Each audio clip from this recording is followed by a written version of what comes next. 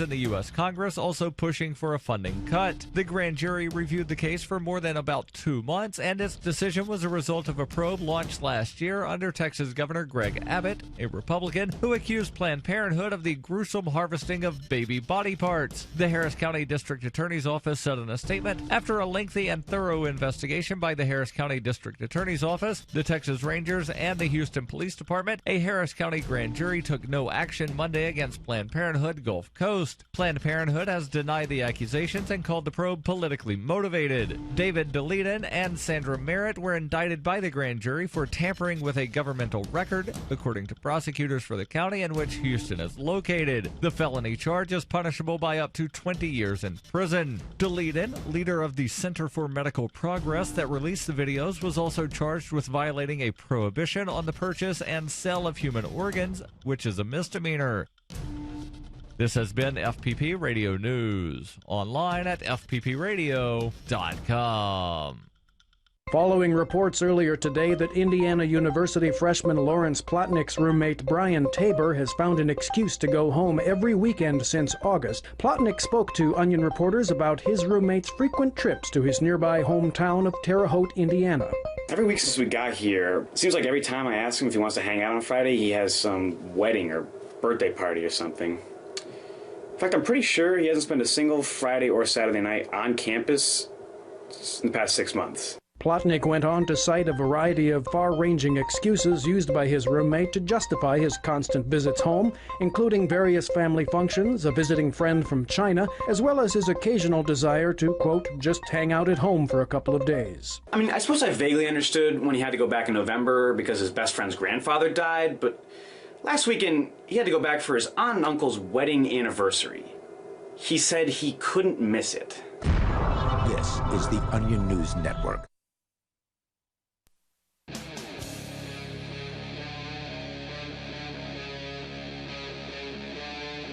Free Talk Live.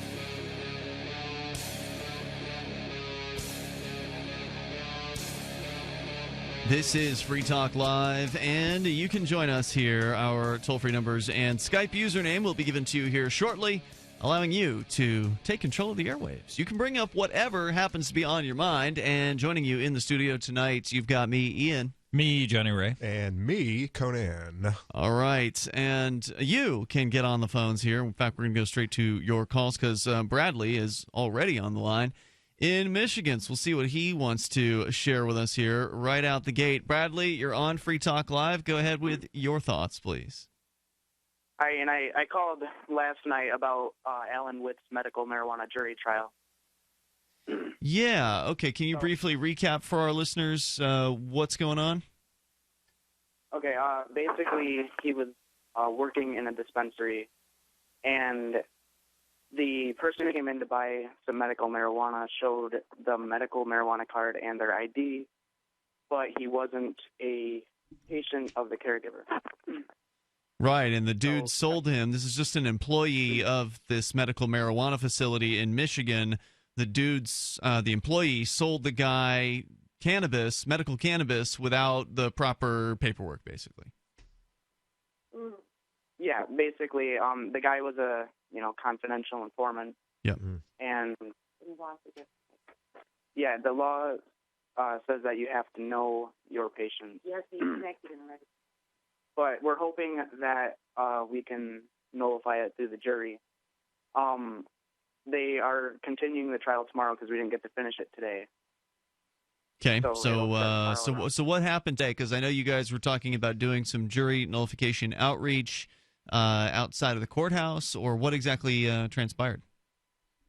Yeah, we had a bunch of people with signs saying, talking about jury nullification. One guy had a Gadsden flag, and then other people were holding up signs about how, medical marijuana saves lives. We handed out some pamphlets, but there weren't really too many people to hand them to. Most of the people were just driving by, I guess. No, I'm curious. This was the day of the trial, so when you say there weren't that many people to hand them out to, jury selection had already happened, or was that today? Oh, we got some to the jury. Yeah, we got some. Well, we can't say to the jury, but we got some to some people that were walking in, but there weren't many people. Gotcha. Yeah, it's just ultra foot traffic publicly. And today was the jury selection day? Yes, and they selected the jury, and they were basically throughout the whole day today. It was a very long trial. They were going through witnesses, most of which were detectives that had all the same, they said all the same stuff. Sure. Yeah, it's pretty typical with the state. They'll call 6 witnesses who will basically reiterate the same story. And so they were trying to paint him as though he was some sort of evil weed dealer who sold an undercover agent some cannabis without the correct permission slips. Yep, he sold the very dangerous drug marijuana. Yeah. Yeah, that's where it's heading. It's not the war on drugs isn't going anywhere. It's just going to change flavors. You're going to have, these undercovers and these drug permission slip finders are going to be sniffing around, making sure that everyone is paying their tax revenue to the state, and that you've gotten permission, that you've jumped through the fiery hoops to make sure that you've been given permission to legally sell these any type of drugs. But it's the war on drugs isn't going anywhere. It's just changing gears, if you will. Well, we do have one solution. There's abrogate marijuana petitions going around. What does that mean? Prohibition. Repeal. And what would happen if people signed this petition? The petition would make marijuana more legal than tomatoes. Meaning it would be like a ballot measure that people could vote on? It would be an amendment to the Michigan Constitution. Oh, okay. And cool. Yes, it is a ballot measure. That's fantastic. Yeah, maybe after people wake up and realize that, it's nice. It's nice that it's legal now, but we kind of jumped in a snake, a den of snakes, if you will. Yeah, even if it doesn't work, if we did get enough signers, it could tell them that we, the people, want things to be changed. There's also another petition going around called Michigan Legalized, but it's your standard, legalized petition. Mm-hmm. I would much rather have this abrogate one go around, and if we could be the first state, Michigan, to legalize or to completely, actually legalize it, that would be amazing. And by that you mean to end prohibition, not to create a legalization structure where the government is then controlling marijuana and regulating it heavily, and then doing what Conan suggests and going after people who aren't jumping through the government permission slip hoops. Yeah, exactly. Like we legalized medical marijuana, yet you have all these trials and cases still. It's ridiculous. People are still getting hurt. I share that. I share your frustration, Bradley, and thank you for the update on the case. Definitely let us know how it goes. It sounds like it might be wrapping up tomorrow, going to the jury for a decision on this. And I guess this is Michigan, so you probably can't talk about jury nullification in court, right? Like, has the defense even put their case on yet? The defense put their case on it, yeah. Yeah, the defense's case was no case, just like all other bar card holders. Wait a minute. So the defense attorney didn't even put a case on? They rested without even putting any... He fought against it. Yes, he rested with no witnesses. Yes, he rested. Is this a public defender that this guy has? No, this is a paid-for cannabis attorney from the cannabis attorney place. What? One witness or something? Wow, that's really sad. Hey, thanks for the update on the case, guys. I appreciate hearing from you, and thank you for the call tonight. Boy, that's that's always disappointing, and that's what happened with our friend Rich Paul, who's our Monday night co-host. I don't recall if you guys were in the courtroom for that one, but his defense attorney basically put on no witnesses, and essentially there was nothing. I mean, she did, to her credit, argue for jury nullification in her closing statement, but there really wasn't much of a defense there, and this is fairly common. Now, she was a public defender, and you really can't expect much from a public defender, but, man, if you're paying for an attorney, you kind of would hope the attorney's going to actually, say something to the jury, in front of the jury, and call a few witnesses and ask some questions.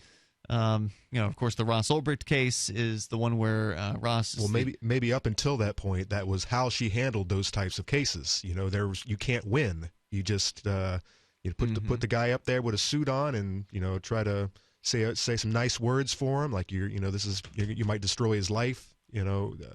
Throwing him in jail like this. But what can I say? Everything else. Everyone up until this point, follows the same the same path. Well, here in New Hampshire, you could get up and talk about jury nullification. You, if it were your trial, Conan, could get up and take the stand, and you could say, well, if this were the same circumstances, because New Hampshire supposedly this year is going to have its medical marijuana facilities opening.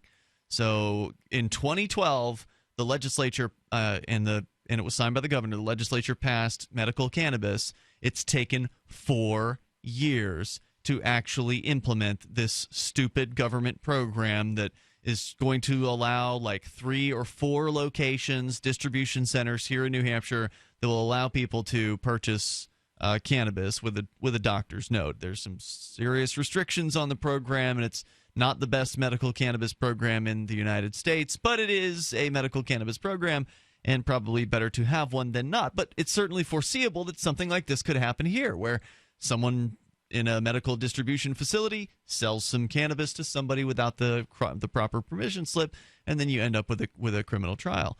Here in New Hampshire, it would be different because you, as a defendant or the defense attorney, have the ability to use jury nullification as a defense in New Hampshire. So you could get up there, take the stand, which is what didn't happen in Rich Paul's case because his public defender talked him out of it.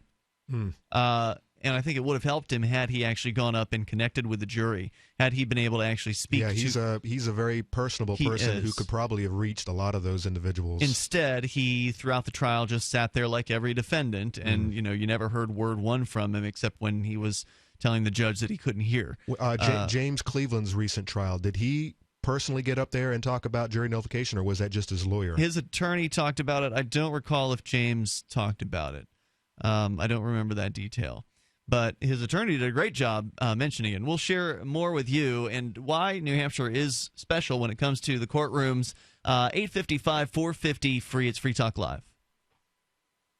Now, our network should be in commercials. All right.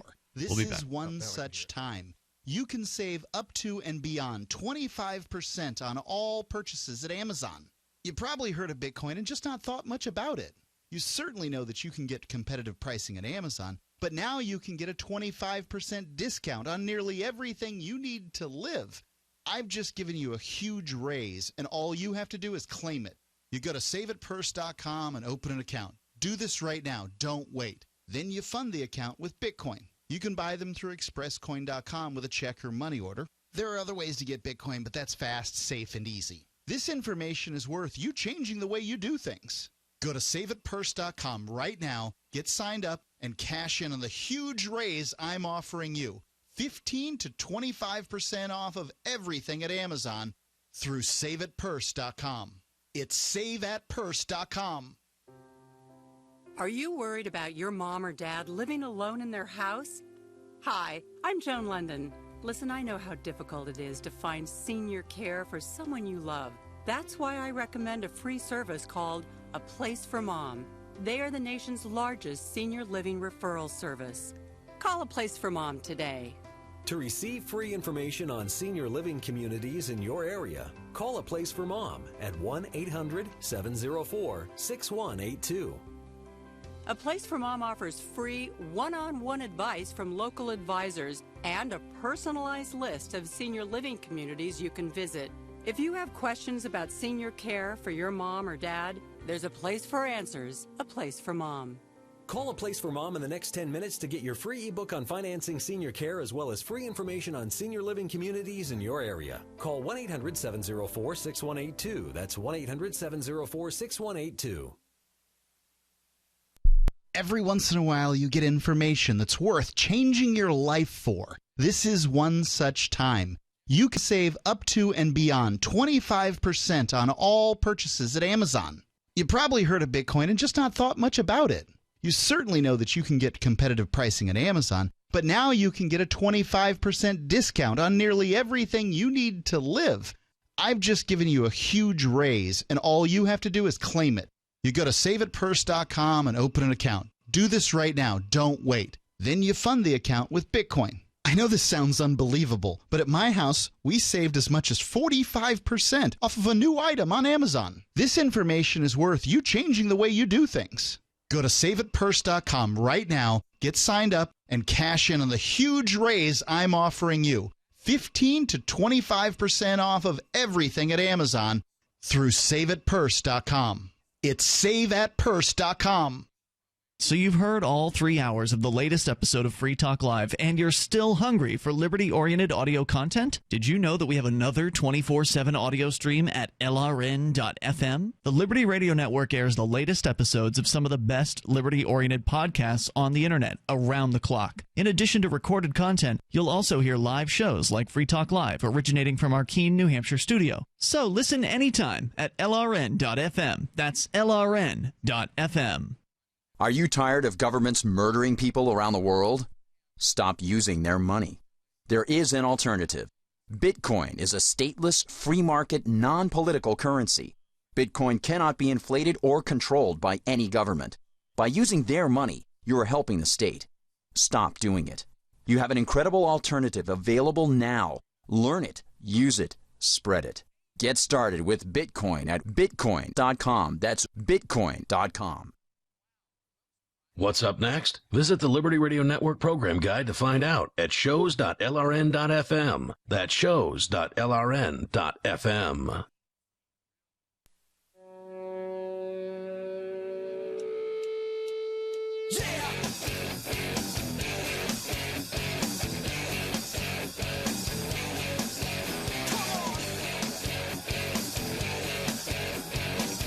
It's Free Talk Live. You're invited to join us. Our toll-free number is 855-450-FREE. That's 855-450-3733. And in the studio tonight, you've got Ian. You've got Johnny Ray. And Conan. And coming up in about 3 weeks, Liberty Forum, February 18th through the 21st. Free Talk Live will be broadcasting live from the Manchester Radisson Hotel. It's right there on Elm Street in Manchester. That's like the main street in Manchester. This is the location to have a convention. There is no bigger convention space in New Hampshire, as I understand it. So this is the place to do it, and the Free State Project is putting it on. It's the 9th one they've ever put on, and it is going to be arguably the most important, the most historic, and the most fun because, well, we're going to be celebrating the completion of the Free State Project. It just crossed 98% today with less than now 400 people. 300-something is all we need left to wrap this thing up. Tie a little bow on it and send it out the door because Free State Project will be done looking like probably within the first week of February. I know some people want to finish it out by the end of this month. Maybe it will finish by the end of this month or at the very least just a few days into February, but definitely it'll be long since done by the Liberty Forum on February 18th.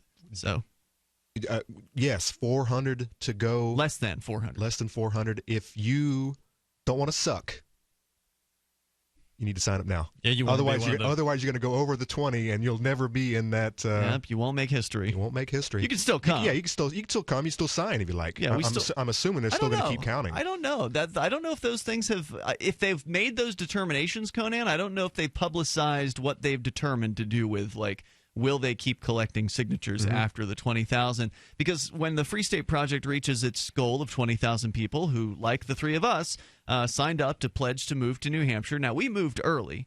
Most of the thousands of the people, the 19,500 something of them, or 19,600 something, have, they've said, okay, I'll move if this many other people are willing to move. So that's why that 20,000 number was chosen as this sort of arbitrary guide of, okay, well, now you've got 19,999 other people who love liberty who say they're willing to move. Is that enough to make you pick up your life and move for more freedom? And so you can get active to achieve liberty in our lifetime. And so we're getting darn close to that. If you haven't yet signed up for the Free State Project, go now to freestateproject.org. If you can afford to come up to the Liberty Forum, it's a great event, and you're not going to want to miss it. February 18th through the 21st, go to nhlibertyforum.com, and you can get signed up for your tickets, get hotel details. It's Thursday, February 18th through Sunday, the 21st of February, and I'm looking forward to it. Edward Snowden is going to be the keynote speaker at the event. That alone is pretty amazing, but then also the hundreds of people who will be attending are the real main reason to attend, because you get to meet the people who will be your neighbors. If you haven't yet made the move, many of them are the people who you will get to know when you're living here in New Hampshire as part of the Free State Project. So once again, nhlibertyforum.com. We were talking about what makes New Hampshire special when it comes to doing jury outreach. There's a trial happening in Michigan, that some of our callers were informing us about, of a guy who's facing criminal charges, felony cannabis sales charges for selling medical marijuana to somebody, an undercover cop in this case, without the proper government permission slips. So they arrested this guy. They actually, what we learned last night was they actually went to his home and raided his house because it turns out he was growing cannabis as a medical provider for legitimate medical cannabis patients. But because he sold some weed to somebody without the permission slips, that justified an entire raid of his entire, livelihood. And they were pointing out that you can't talk about jury nullification in Michigan court, but you can here in New Hampshire. We'll tell you more about it. Tim is on the line, and we'll tell you what jury nullification is. Tim, you're in Wyoming, rather. Go ahead with your thoughts. Right. Yeah, thanks for taking my yes, call. You guys are talking about I heard you say something, unless I'm mistaken, I heard something about legalization versus decriminalization of marijuana. I mean, I agree with the decriminalization, because then the government is completely out of it. There's no restrictions, and anyone can use it. I mean, recreational or otherwise. But at the same time, there's also the thing about jury nullification too. Now, why would Michigan not allow jury nullification to be mentioned? It doesn't seem like most places won't. Most courts will not allow jury nullification to be talked about in the courtroom. Some courts will even have you arrested if you talk about jury nullification outside of the courtroom. Mm-hmm. Or not talk about it, just hand out flyers. Right. And I'd say the reason why is because talking about jury nullification is injurious to a prosecutor. So that's why it ruins their case, it ruins their point, and that's their revenue, their money. I was looking at, I know that most people don't even see court because they always plea out and they just go straight to jail. What was it, 95% or something like that? That's the number I just saw earlier this afternoon. That's nationwide. That's horrible. Yeah. Well, there's also the statistics saying that how many people are in prison that have never had a trial. Yeah, I saw that today. That's what Conan was just talking about. Yeah, 95%. Oh, that's okay. 95% of people take a plea deal. That means there's no trial. Right. Yeah. Well, I was railroaded essentially by a public pretender at one time myself. So. Oh yeah, they play a big role in that because the they were. Go ahead. I'm sorry. Go on. I was just going to say my so-called representative was standing and joking and laughing with the district attorney right next to me and making light of my case. Oh yeah, they're probably going and having lunch later on that day too. They're all buddies. Well, there was that too, but there was also the idea that the public pretender, as I say, I mean they're not defending, they're pretending, but as I say that he was standing and he was telling me, no, you don't want to say that. No, that's not true. And I said, hey, you know what? You're not even helping me. I said, what's going on here? You're just basically trying to screw me over. Yeah, he wants to sell you up the river. I mean, he gets no benefit from winning the case. It's not like he's going to get a bonus or something like that. He gets the same pay regardless of whether he wins or not. But the sad thing is some of the private attorneys, some of the ones who are not public defenders who are actually paid, they'll also hold your hand through a plea deal, except you'll end up paying them, $3,000 to hold your hand through a plea deal because for them it's just an easier way to get through a trial. Well, it's more like they won't hold your hand; they'll actually twist your arm behind your back. That's more like what they do because they'll make you do what they say instead of as a friend of mine said, you stick your hand up their rear end and they're your puppet. They say what you want them to say. They'd rather have it the other way around so that they can actually make you pay a fine and then you're on probation and whatever happens to be. I mean, I was basically screwed over, but like I say, but what happened to me was, it was anyway, I'm not going to go into it. It was a weapons charge, which should never have happened, and they wanted to charge me with a felony. And was this in California or Wyoming? Oh, this was in California. Okay, I was going to say. It was a concealed. Well, in Wyoming, I mean, you basically carry a katana on your back if you wanted to. Or, yeah, exactly. automatic shotgun, walking down Main Street. That's what I was gonna. That's why I thought you, because I know you'd mentioned you were from California on a different call, and I thought that had to be California with a weapons charge. Thanks, Tim, for your call tonight, man. I appreciate it. If you want to learn more about jury nullification, FIJA.org's got some good information. That's the Fully Informed Jury Association, FIJA, FIJA.org. We'll continue. This is Free Talk Live, 855-450 free. You can join us. Hunters, anglers, campers, and survivalists. Get back to nature. Expand your horizons with the highest quality, most versatile, unique slingshots and sling bows on the market at slingbow.com. Slingbow products are compact and models start from just $17.98. They're perfect for your bug-out bag or storing in your vehicle. Give yourself and your loved ones the excitement and tradition of slingbow. A new frontier in archery and truly modern twist on this primitive survival tool. Feel the thrill only at slingbow.com. Hey guys, Pat Matthews here to tell you all about the newest and best way to sell your products online. It's buysellmakeoffer.com, a brand new site to sell your stuff online. Your old golf clubs, sports equipment, tools, and yes, even your car. Forget about the other guys. Buysellmakeoffer.com will never charge you item fees. Go to the website now and sign up so that you can soon load all your stuff up to sell. This is not an auction site. Just use our resources along with Skype and videos to sell your items quickly and with no fees. Go right now to user-friendly buysellmakeoffer.com, where the first 30 days are on us. Money, power, and respect are all yours at CreditSuccessSecretsRevealed.com. Be seen as an industry leader. You can do it. The last application you filled out when it was time to hit submit, did your nerves spike? You didn't get the approval you seek, but there's a better way. We teach you exactly what to place into the right systems the right way the first time so you get approved. Get up to $100,000 in instant business credit. Many people will get cash on the spot. Use those two tools in your new corporate credit engine so you can walk into the bank and get your project funded today. It's all about today at CreditSuccessSecretsRevealed.com. Credit Success Secrets Revealed is explosive and ignites instant results. Dial 1-800-707-8719. That's 1-800-707-8719. 1-800-707-8719. Or just go to CreditSuccessSecretsRevealed.com.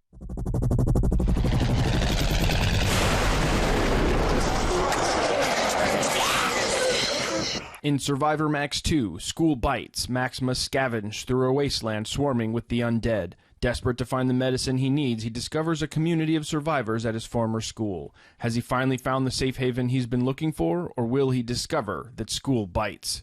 Look for Survivor Max on Facebook, read reviews on Amazon, and read Chapter 1 at SurvivorMax.com. LRN.FM is proud to announce our official listening apps for Android and iOS devices. Now you can easily tune into our streams anywhere, anytime on your smartphone or tablet. Just visit apps.lrn.fm or search for LRN.FM in the Android or Apple app stores. Please download, rate us 5 stars, then share the link on your social media and let your friends and family know how you're listening to LRN.FM.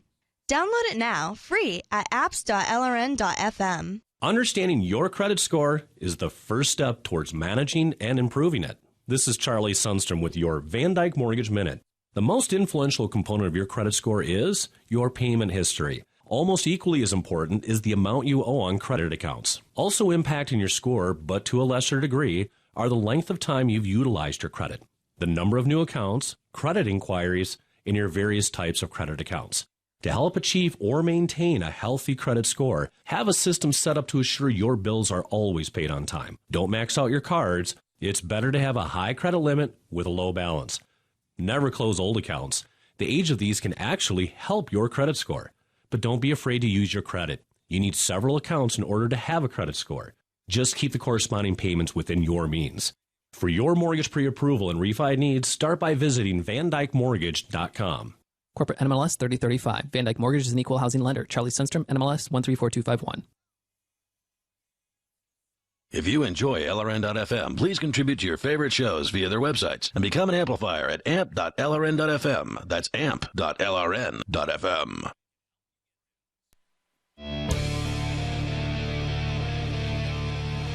Right now, it's Free Talk Live, where you may dial in toll-free to bring up whatever's on your mind. Our toll-free number is 855-450-FREE. That's 855-450-3733. In studio tonight, it's Ian, Jonny Ray, and Conan. Don't forget, you can join us online. Just drop on by freetalklive.com. Enjoy the features there. And if you want to help support Free Talk Live and get significant discounts on your purchases at Amazon, then all you've got to do is go to saveatpurse.com. Save AT Purse. Saveatpurse.com.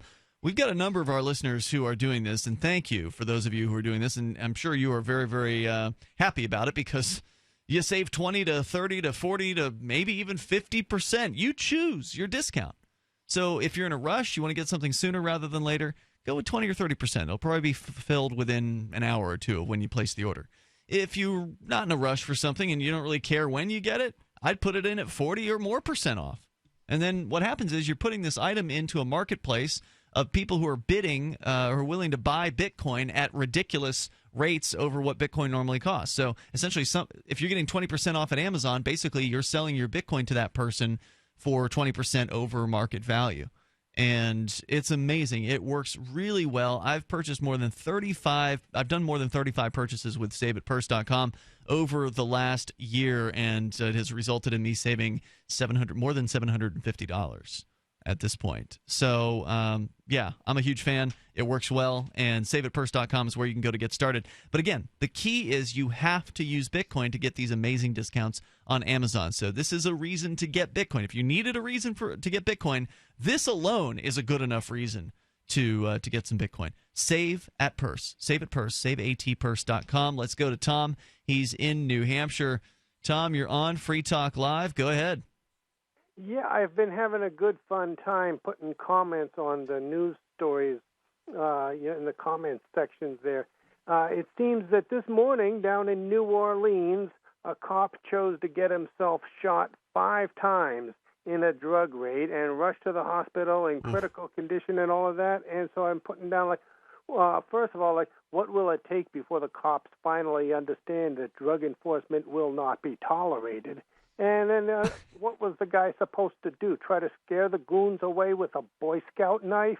Well, it's funny that it's funny that you say that because I don't know how it is in other states, but New Hampshire is having a problem hiring cops. It's true. The kids don't want to be cops anymore these days. It's because, and I think it's a direct result of the war on drugs.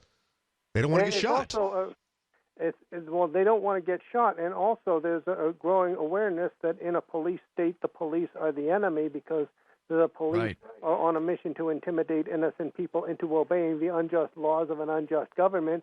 And part of the problem is when some businesses offer discounts to first responders, the firefighters, the paramedics, that's fine, but then they also offer discounts to off-duty cops. Or free coffee or just any number of free donuts. Well, free coffee, that encourages them to drop in, and the would-be robbers never know when a cop is going to pull in to get a cup of coffee. And so that does increase the security. There is that. And give the devil his due there. When you're driving around at 2 o'clock in the morning and you can either use the restroom back at the station or the one at the coffee shop. And so let's not criticize the cops for using a public restroom or for using the toilet plunger for its intended purpose. Tom, thanks for your call tonight. I appreciate it. I actually encountered this sort of a similar discussion today. I went to today's Tuesday, and so when we're recording the show, doing the show, this is the day that Daryl, who's normally on weeknights, Daryl and I like to go down to the State House in Concord and testify on various different issues. Conan, you went for your first time last week. One of the bills that was being proposed this week would allow for minors, people under the age of, technically 21 in this case, but someone who's not legally able to drink, would be able to transport alcoholic beverages in their vehicle when accompanied by a family member of legal age. Apparently, it's illegal in New Hampshire for, let's say, your daughter, who I don't believe is 21 yet, Conan, if she were driving you somewhere and you had a 6-pack of beer in the passenger seat with you, she could be arrested for that. Wow, I didn't even realize that. Yeah, and so they're proposing to make it so that a family member could be in the vehicle. That's one of them misdemeanor felonies that people probably have committed at least once in their lifetimes. Probably some people more than once. They didn't even know that they were breaking the laws. It's just one more in the big stack of laws that probably need to be appealed. Well, you know what? I take it back. It may not be an arrest, but it would be license to drive suspended for 60 days. But still, you could get pulled over and harassed by the police. And of course, if you don't give them your information, they'll arrest you.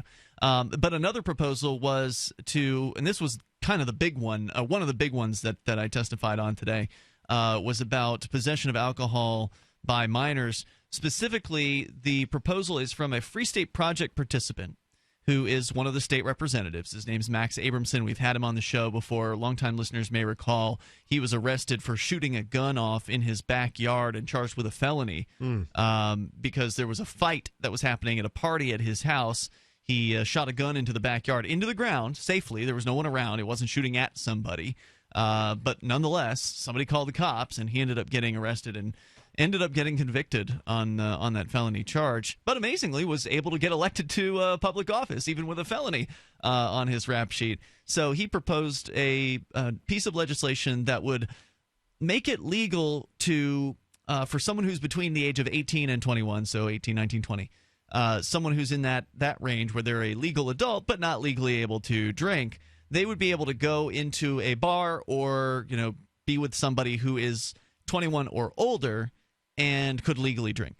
So the 18-year-old, if this bill were to pass, the 18-year-old would not be able to go into a bar alone and order alcohol. They would have to be accompanied by someone who is a responsible drinker over the age of 21. So it would be a way to, it's not total legalization for 18 through 20, but it's better than what we have, which is a complete prohibition on those people being able to drink. And as one of the state representatives pointed out today, well, that would basically legalize frat parties. Because, if somebody's over the age of 21, then they would be able to host people under the age of 21. But then I understand those frat boys have a really, really difficult time getting a hold of beer. Yeah, right? The guys here in Keene are just sober gentlemen. Yeah.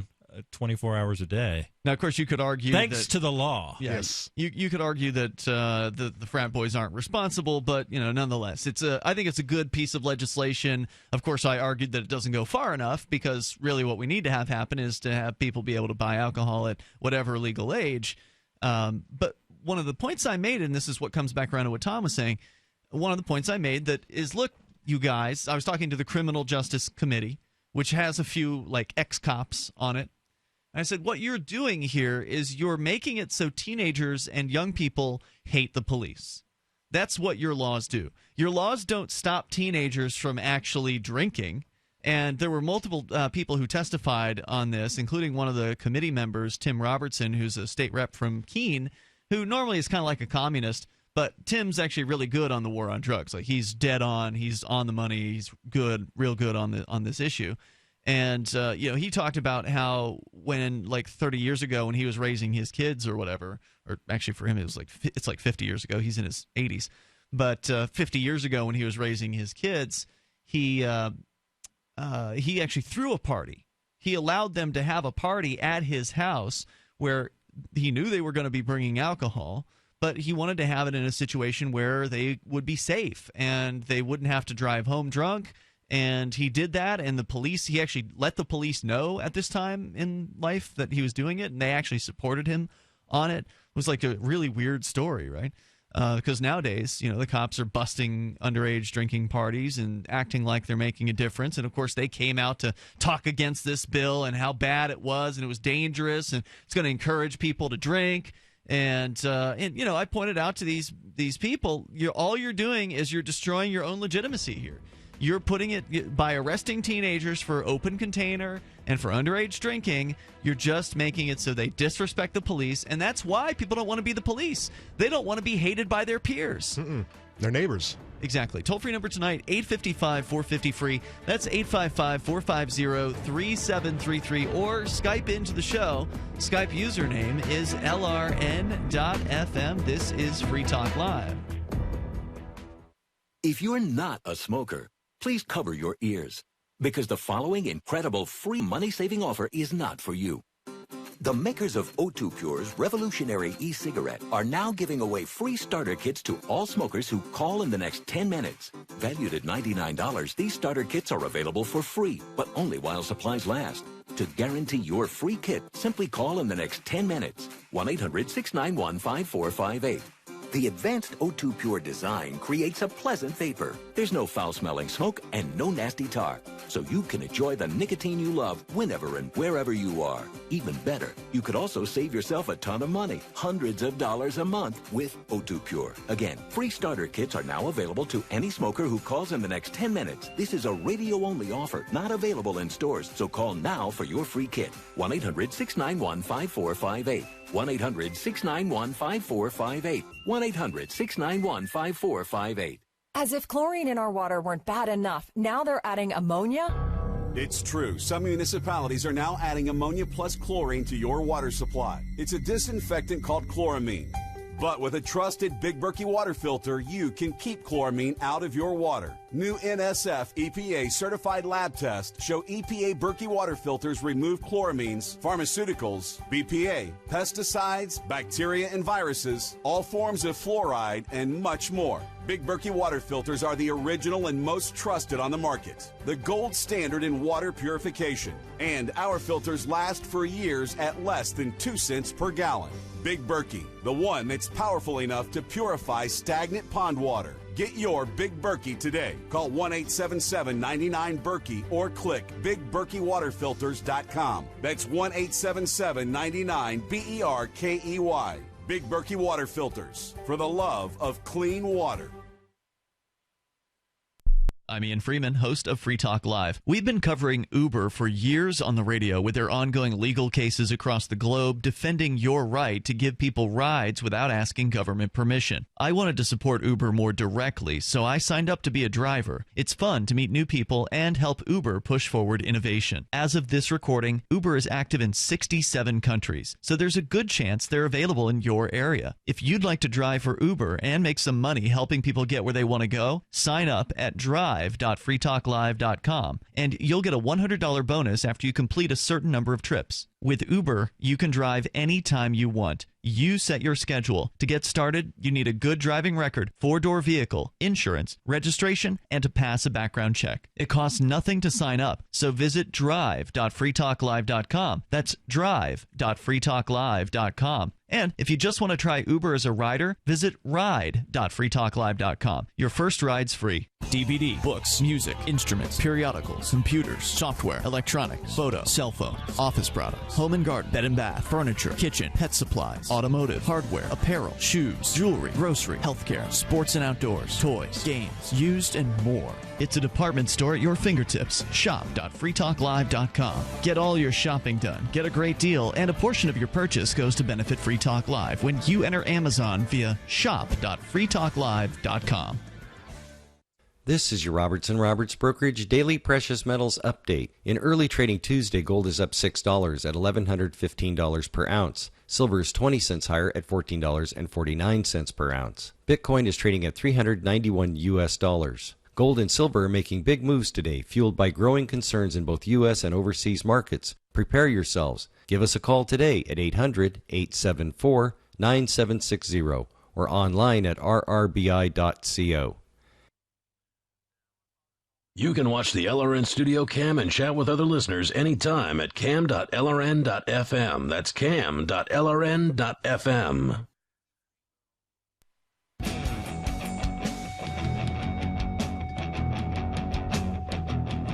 Free Talk Live. Join us here. Toll-free number 855-450-FREE. Coming up, there is a full-on taxi driver revolt going on in Paris, and Conan has the story. We'll share the details with you. You can join us here toll-free at 855-450-FREE. That's 855-450-3733. It's Ian, Jonny Ray, and Conan in the studio, and you can join us online anytime you want over at freetalklive.com. One of the best ways to support the show is to become a Free Talk Live amplifier at amp.freetalklive.com. AMP stands for Advertise, Market, and Promote. It allows you, for $5 a month, to get behind Free Talk Live and help us get on more radio stations around the country, bring more internet listeners on board, and also expand our satellite signal, exposing new people to the ideas of liberty. If that is worthwhile to you and you like what we're doing here, it's only $5 a month to AMP Free Talk Live. So go to amp.freetalklive.com, get signed up with any major credit card through PayPal, use Visa or MasterCard right there on the website, or you can now become an amplifier with Bitcoin at amp.freetalklive.com. We go to the phones, or in this case to Skype, where Chris Cantwell is on the line in Keene. Hey, Chris. Good to be with you, gentlemen. How's it going? What's going on? Well, I heard, I just saw a video clip that was put out from last night's show, and I just wanted to thank you for calling me a misogynist and a white supremacist, and I figured I'd call in and say hello. Hey, dude. Yeah, there was some things said about you last night. I'm sorry? You have been, talking about some kind of white supremacist sounding stuff, though, haven't you? Can you tell me which white supremacist thing you're referring to? Well, I mean, it's pretty sure that you were banned from Free Talk Live because you were talking about how you believe that there's some sort of scientific evidence showing that black people are genetically inferior intellectually to white people. Okay, so I was banned from Free Talk Live. Are we breaking rules right now? Well, no, I meant banned from being a co-host on Free Talk Live. That's interesting because, I mean, right after that incident, I was on the air and you were, certain that I wasn't a racist right after that, right? I don't want to believe that you're a racist, but the words that came out of your mouth were definitely racist. So the idea that all these IQ tests that show white people doing better than black people on them, that's racist, right? It's the definition of racism is to believe that a group of people is inferior based on genetics. And which dictionary did you pull that definition from? I don't know. I'll have to go pull one up, but that's my recollection. It would seem to me that you just made up a definition for racism, right? Because that's what people generally do these days. It's not like racism has a definition. Noticing that there's a difference between racial groups. Well, if that's what somebody wants to call racist today, that's racist. Here's definition number one. Demographic disparity and some statistic, that's racist, right? I mean, definition number one: a belief or doctrine that inherent differences among the various human racial groups determine cultural or individual achievement, usually involving the idea that one's own race is superior and has the right to dominate others, or that a particular racial group is inferior to the others. So if you believe that black people are genetically inferior in some way to white people, that is, my understanding, by definition, a racist belief. Yeah, but when there is evidence of IQ tests that show IQ tests that are being scored higher by white people than black people and higher by Asian and Jewish people than by white people, does that mean that I'm a white supremacist if I say that Jews and Asians on average have higher IQs than whites? Well, that would mean that, no, you wouldn't be a white supremacist in that way. But that's what you said last night, right? Well, I was talking about in relation to black people. Well, I mean, I'm clearly a Jewish supremacist then, right? That sounds like it. Until of course, somebody sees fit to call me an anti-Semite. Yeah, I don't know about that. But, I think that as we discussed with you previously, Chris, the issue that I really have with you is that, all this talk about groups of people really distracts from the issue of what liberty-minded people should be concerned with, which is the individual and what individual achievements are and what individuals can do. And it seems like you've been really distracted from that and have been talking a lot about race, and it's disappointing. We're talking about demographics. That's it's relevant, especially when we get into election years, right? I mean, demographics. To ignore demographics, I think, has largely been the failure of libertarians. I mean, the left has completely mastered this talent. That's how you get Black Lives Matter. That's how you get feminist organizations, and that's how they end up dominating state politics. Meanwhile, you have the Republican Party has just spent its entire time running from accusations of racism, misogyny, and homophobia, and it would seem to be largely from the success of Donald Trump and a growing faction of the Republican Party that there are people who are sick of this, and it seems to be working out pretty well for them. So what do you have to say to the misogynistic claims? I think it was Daryl who said that one last night, it was Rich Paul. Rich Paul said that he asked you about hiring security agents, putting an advertisement in the newspaper, getting 2 responses from a couple skinny guys, and then 1 response from a Ronda Rousey, who I believe is a kickboxer, and then your answer was less than satisfactory on that, according to him. Well, I don't care if anybody's satisfied by my answer. If I ran a security firm, I would only hire men. And that's, so even though the woman would have been more qualified. No, I would not have entertained her thing to find out what it is, okay? And the idea that Rich comes up with in this is that, well, if you put an ad in the paper and you got two scrawny guys and Ronda Rousey show up, come on, you have to create these ridiculous fictitious scenarios to even try to justify the position. You won't even look at the woman. Everybody who's listening to this who isn't a complete cuck knows it. But it sounds ridiculous to say you won't even look at the woman's application. Why would I bother to look at the woman's application if I put an ad in the paper to hire men to do a job? Well, obviously, you're free to hire men to do a job. I think you should be able to discriminate in that way, but it sounds misogynistic when you say you're not even going to consider an application from a qualified female who may have the upper body strength. Do titty bars hire lots of men to dance on stages? As bouncers, not as titty dancers, no. You're right. I understand what you're saying, Chris. Because the job is for a woman, and there's a job for a man. And nobody says that the guy who hires exclusively females for a topless dancing position is a misandrist. It's obnoxious. Well, no one would expect that a man would even be qualified for something like that. But and why would anybody expect that a woman would be qualified for a security position? There are plenty of women in security positions. I just did business with a woman an hour ago, bought some Craigslist stuff from her, and she could have picked me up and thrown me. She was a big woman.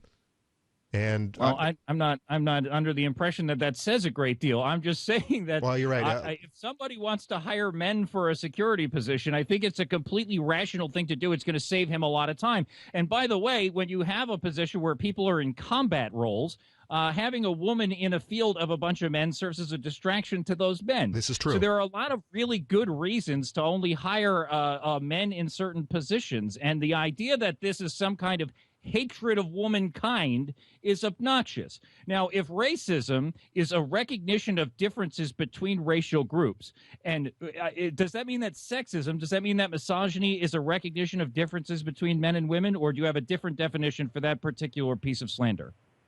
No, I would say that it would be treating people differently based on beliefs about their groups, which may not apply to the individuals. All right, so knowing that there are differences between genders and knowing that there are differences between races, these are not equal problems to you? I don't think so. So knowing that there are differences between racial groups is racist, but knowing that there are differences between genders is not sexist? No, being racist, as I understand it, is to believe that there is one race is inferior to another race. Ultimately. So, it's certainly But there are differences. What I'm saying is that there are differences between racial groups, right? And I've always said that, and it's not something that anybody who actually looks into But I don't think it's valuable to say those things. Seriously disagrees with. I don't think it's valuable to say those things because you're basically blowing off whole-on groups of people who might agree with you on something because they're, whatever the color of skin happens to be. I'm not blowing off entire groups of people. I'm stating a matter of fact, right? Like I'm stating a matter of fact. It's a real turnoff, though, Chris. I mean, how many, do you have a bunch of black listeners who are like saying, yeah, right on? I have some of them, yeah, but like most libertarian talk shows, my audience is almost entirely white male. I understand Just like that. yours. Right? Your show is almost entirely white male audience, yes, right? But I'm willing to reach out to other people and introduce them to the ideas of liberty and not, write them off because because I believe something about them. I only want to look at an individual. What did I write? Who did I write off other than by stating a matter of fact? But I think by talking about what you believe to be facts, and I'm sure there are other people who could counterclaim and claim to have other studies or whatever. I've just never looked into it because I don't care, because all I care about are individuals and how they perform and what they believe. And I think it's my opinion, Chris, and I love you, I care about you. I think you're getting lost in the weeds here with this obsession over group demographics and trying to compare one group to another. Who cares? Who cares how one group scores on a test? Care. As a matter of fact, it's everything in our society sort of revolves around this, right? No, you've got Black Lives Matter running around in the street. There are people screaming about white male privilege and talking about, people signing a petition to have a white privilege tax in this country. To me, this I don't care about groups. All over the place. And that's one of the white differences. People are the only racial group that does not have like an interest group. We're the only people who don't care about our interests as a racial group. And what's happening in the United States Chris and in Cantwell Europe from Radical Agenda. This is Free Talk Live. As a pioneer of the e-commerce movement, Overstock.com is proud to be the first major retailer to accept Bitcoin. Overstock was the first because Patrick Byrne, Overstock's CEO and founder, firmly believes in personal freedom and cryptocurrency. Over the past 16 years, Overstock has furnished over 18 million homes with a diverse line of products to suit everyone's unique styles and preferences. Support Overstock and freedom of choice while enjoying free shipping on orders of 0.211 Bitcoin or more. Free Talk Live has partnered with Amazon, the largest internet retailer. Imagine a department store category, and Amazon has it. Books, electronics, office products, furniture, jewelry, automotive, toys, clothing, sporting goods, and dozens of other categories. Now you can shop and support Free Talk Live by entering Amazon through our website. Go to shop.freetalklive.com, and Amazon will send us a portion of your purchase. You're going to do the shopping anyway, so remember to enter through our site at shop.freetalklive.com. That's shop.freetalklive.com. Are you an experienced Uber or Lyft driver with excellent ratings? If so, then you're ready to upgrade to Arcade City. Arcade City is a ride-sharing app built by drivers for drivers. It's more decentralized than Uber and Lyft. With Arcade City, you keep all of what you earn. Sign up now to drive for Arcade City at arcade.freetalklive.com. That's arcade.freetalklive.com. The three most important things you can do for Free Talk Live are: 1, share one episode a week on Facebook or in some other social networking site. 2, buy the things you buy online through shop.freetalklive.com. 3, give $5 a month to the AMP program. It's my firm belief that Free Talk Live's AMP program is the best use of your charitable dollar among liberty-oriented organizations. Support all the organizations you love, but make sure you give $5 a month to AMP at amp.freetalklive.com. You're listening to the live edition of Free Talk Live. Hour number 2 is next, after the news, here on the Liberty Radio Network at LRN.FM. From Keene, the Shire, the Liberty Media capital of the world, this is Daryl W. Perry, host of FPP Radio News for Tuesday, January 26, 2016. Silver is trading at $14.25 per ounce. Gold is valued at $1,111 per ounce. And according to BitcoinAverage.com, the average price of Bitcoin is $395. Antiwar.com reports Libya's UN-recognized parliament, the one based in the eastern town of Tobruk, voted overwhelmingly on Monday, 15-89, to reject the call to recognize the new UN-backed unity government unveiled last week in Tunisia. The government was an effort by the United Nations to come to some sort of deal to unite the Tobruk parliament, which they insist is the real parliament, and the Tripoli-based one, which is backed by several powerful Western militias. Tobruk members of parliament complained the power-sharing deal gave too much to the Tripoli parliament's faction and that the 32-member cabinet was far too big, giving the United Nations a week to offer another proposal. The unity government was already a government in name only, as it was never able to get back into the country and is still stuck in Tunis. The parliament did, however, vote in favor of continuing to back the United Nations effort to mediate a solution with the Tripoli parliament, something the UN cheered as an endorsement in principle. The bill only passed, however, after removing a clause giving a unity body any power. For nearly 40 years, Roberts & Roberts Brokerage has been a trusted source for buying and selling precious metals like gold and silver. They also take Bitcoin for precious metal purchases and have permanently removed the minimum purchase amount for all orders paid in the digital currency. Call Roberts & Roberts today for knowledgeable advice on buying and selling precious metals and a forward-thinking approach to new technologies. 800-874-9760 or visit online at rrbi.co.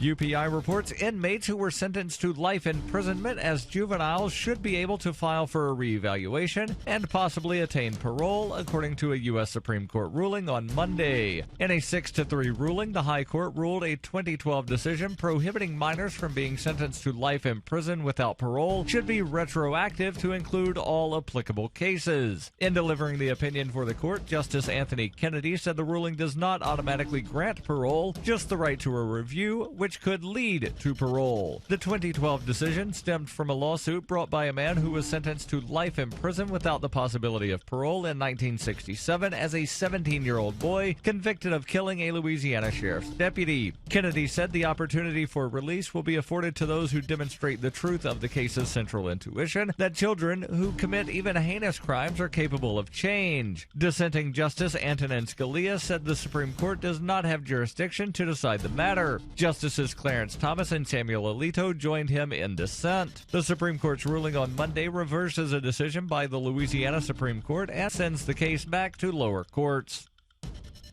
The Daily Decrypt is a Monday through Friday newscast about all the best news in cryptocurrencies and peer-to-peer networks. Know what's hot in the world of digital money, borderless trade, and cutting-edge communications. Available on YouTube, SoundCloud, and Facebook video. The Daily Decrypt is the news of the future.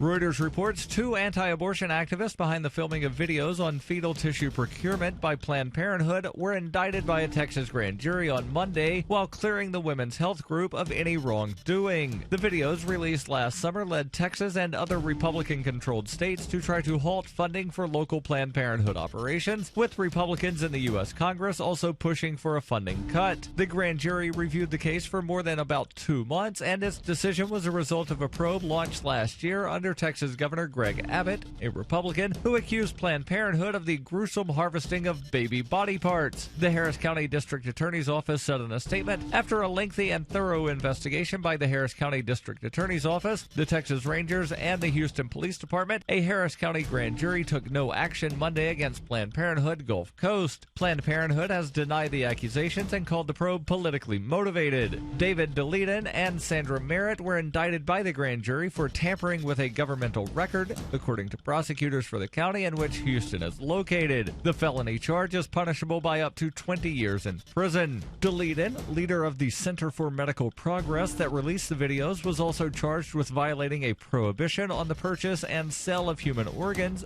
which is a misdemeanor. This has been FPP Radio News, online at fppradio.com. Now, a lot of little girls do ballet even though their fathers couldn't care less and don't see what the big deal is. But one talented little prodigy actually choreographed a whole ballet that her father could enjoy and even look forward to. Let's meet Erin Kemper and her father, Jack. Hi. Thanks for having us. Erin, how did you do that? I thought about all the things that my dad likes to watch and put it into a ballet. Well, we have a special treat for you today because Erin is now going to perform her new ballet. When I pay the bills, I get to make the rules. We can't afford that. World War II. I miss your mother too, but we're going to have to do the best without her. Go Redskins! Bravo! Well done. Boy, I wish you were mine. You know, my 2 girls are grown up, but you still couldn't pay me to watch one of their a cappella shows. What inspired you to create this amazing ballet? I'm really inspired by the theme of my dad paying any attention to me at all. Now, at the end, I hear she just put the game up on the big screen. I don't know where she gets it. This is the Onion News Network.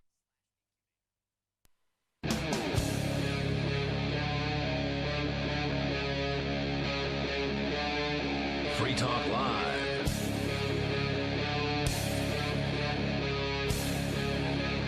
This is Free Talk Live, and you can join us here toll free at 855-450-FREE. That's 855-450-3733. We've got Skype as well. The Skype username here is LRN.FM. With you in the studio tonight, it's Ian, Jonny Ray, and Conan. And, of course, you can join us online at freetalklive.com any old time you want. Download archives, get interactive there on the front page. Create the content right there over at freetalklive.com. You can enjoy that all completely free. So for those of you just tuning in, we just got off the line with Chris Cantwell from Radical Agenda, who was calling in to defend himself. He says that he is not a misogynist, as he was called last night on the show, that he is not a racist, and he did not deny being a Trump supporter, which was the third thing that he was called on the air last night. And so that means I know he's definitely a Trump supporter. He certainly admitted that. So he called in to say that he's just looking at demographics, that he's not a racist. He pointed out that his belief that there's statistical evidence that shows that Asians score higher than white people on IQ tests shows that he's not a white supremacist, meaning that as long as he's going off of scientific data, saying that statistic out loud should not make him a racist. Now, if he has ulterior motives behind those comments, then yes, you can throw some racism. But I actually haven't heard those or read any of that, so I don't know firsthand. But just saying some stats doesn't make him a racist. Now, what, like you said earlier, what does it prove to have these numbers, to have these stats? What does it help to know that Jews and Asians are going to score higher on tests than whites, and whites are higher than blacks? I don't think it's useful at all. I don't think it helps. Of course, it's useful, especially if it's true, because if it's true, then you can perhaps there's a genetic reason for it. Perhaps there's a cultural, what do you call it? What's the opposite of genetics? Environmental. Perhaps there's an environmental cause. I agree with that one. I think that it's 100 years, 200 years of environmental upbringing that has, no, not 200 years. I'm going to say since the 70s, since the 60s, when the big daddy government started really taking care of particular minorities in this area, in this country, and providing for them, and people, when you take competition and challenge away from people, everyone falls down into the snake pit.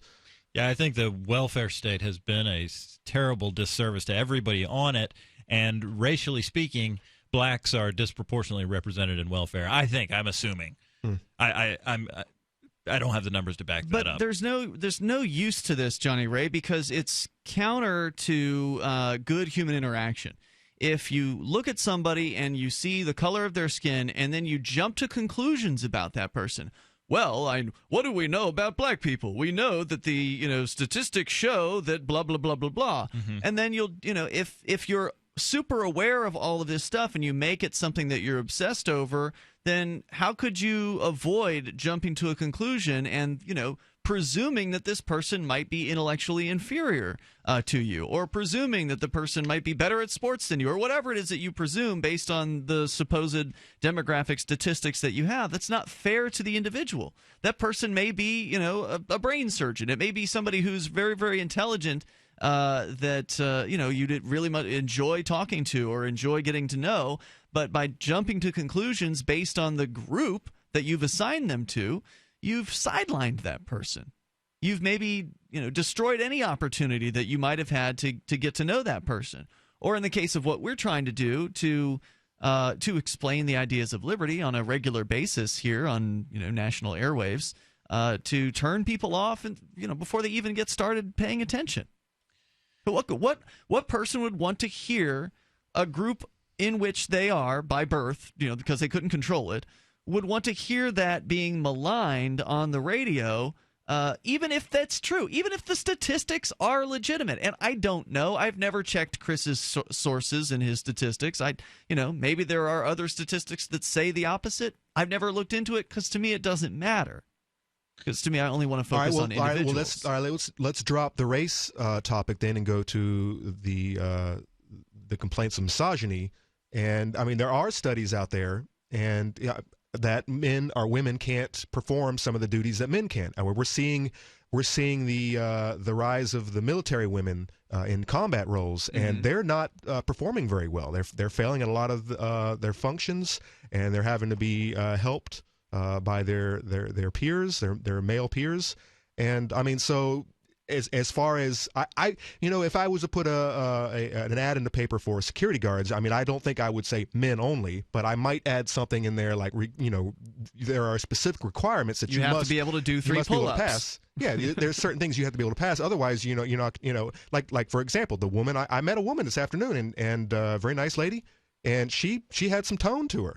I mean, she was strong, and she, I might have mistaken her for a man if I had seen her from behind. Sure. So I know there are women out there who can pull their own, and I don't want she might make a terrific security guard. I would not want to alienate her from protecting my business. If you think about it, there are some things that women can do very, very well compared to men. For instance, something I've always noticed about women, I know there have been studies about this that show that, like if you I think the study that I recall is they would they had would bring women and men into a room with a bunch of stuff, like things on shelves, a variety of things, and then they'd take them out. So I don't remember what the length of time they were in the room for, but they would then take them out. And the women could remember specifically what was where on the shelves, like, oh yeah, there was this little red thing of a red statue of a dog, and there was this bookshelf or whatever. They could remember exactly what was on it. Whereas the guys, their answer was usually, yeah, there was some stuff on shelves. You know, like that. You're laughing because you know it's true, right? And not only could they remember it that afternoon, but probably a month later they would remember where things were on the shelves. Right. So I mean, because they never forget. That's a valuable thing for a security guard, right? To remember the scene, to remember the things that maybe not a going security on. guard, but maybe the monitor of the videotapes and whatnot, or someone's got to watch the videos and determine guys that look sneaky. Here's a prime example. My Walmart many years ago, one of the she was like an undercover loss control. She was an undercover security loss control, and she would just roam around Walmart with her cell phone up to her ear, and she was taking guys out left and right. That's all she did all day long. And she actually had clearance to be able to tackle people. She would have to wait. Once they left the premises, she had clearance to actually take them out. Right. And they can't. You can't take them down until they leave the front door. Well, right? if you tackle them inside, then you lost your case. Right. Because they may have turned around at that point. Correct. Yeah. But man, she was taking them down left and right. Wow. And she wasn't a really big girl. She just knew the techniques. She knew the techniques, and she was she knew what was up. And I would hire her in a heartbeat if given the chance. So I mean, and by the way, as far as misogyny is, the definition of misogyny. During the break, I said that misogyny was a dislike of women, and that sexism was simply considering men and women to be different. Correct. So the word is sexist. Well, according to the dictionary, misogyny is a synonym for sexism, but regardless, it doesn't. I don't think it moves any conversations forward to be focusing on group differences, especially as a libertarian. And one of the things we didn't get to ask Chris because we ended up going to the news was whether he even calls himself a libertarian these days. Because when I was having a conversation with him last week off the air, he described himself as more of a conservative. And it's certainly the people that he's sort of positioning himself or pandering towards is the conservative crowd, now embracing Donald Trump, for instance. And if that's what works for him, then great, more power to him. Ian, I went to a Republican party to gather signatures a month ago, and I right off the bat realized that if I have a chance in hell of getting elected, going with the Republicans might be the way to do it. There's the body of people exists. Whereas, as far as libertarians are concerned, they're not coming out on Saturday to go to some stupid party. They're in the house playing Halo or whatever games they love. Toll-free number tonight, 855-450-FREE. That's 855-450-3733. And you can join us on Free Talk Live. Are you suffering with hearing loss? Are you sick of people constantly complaining that your TV is too loud? Are you tired of asking people to speak up? Would you like to hear more clearly, but you don't want to wear a hearing aid that makes you look old? Then you need to try Listen Clear, a life-changing breakthrough precisely designed by top audio engineers to fit your ear almost invisibly. And you can adjust Listen Clear to find the perfect way to hear everything, wherever you are and whatever you're doing. And right now you can try Listen Clear absolutely risk-free with free shipping. We'll even give you free batteries for life. So call now, 1-800-719-9349. Listen Clear is lightweight and completely hassle-free, and it's practically invisible. Call for your 100% risk-free home trial with free shipping and free batteries for life. For free information, call now, 1-800-719-9349. That's 1-800-719-9349. 1-800-719-9349. Don't complain about your cable bill going up and up and up. Do something about it. Grab a pencil and jot down this special number, 1-855-905-MY-TV. The more cable TV rates go up, the better digital satellite TV looks. Say goodbye to the cable guy and get more of your favorite channels in 100% digital quality for less money. Call 1-855-905-MY-TV. Sign up for packages starting as low as $19.99, and there's no equipment to buy. You get free HD TV upgrade, a free DVR upgrade, and free professional installation. You control what you watch when you watch it. Record your favorite shows. Pause and rewind live TV. Even skip the commercials. Watch local channels too. At just $19.99, what are you waiting for? Pull out your major credit or debit card. Call 1-855-905-MyTV. 1-855-905-MyTV. Say goodbye to the cable guy. Cut costs and get more. 1-855-905-MyTV. 1-855-905-MyTV.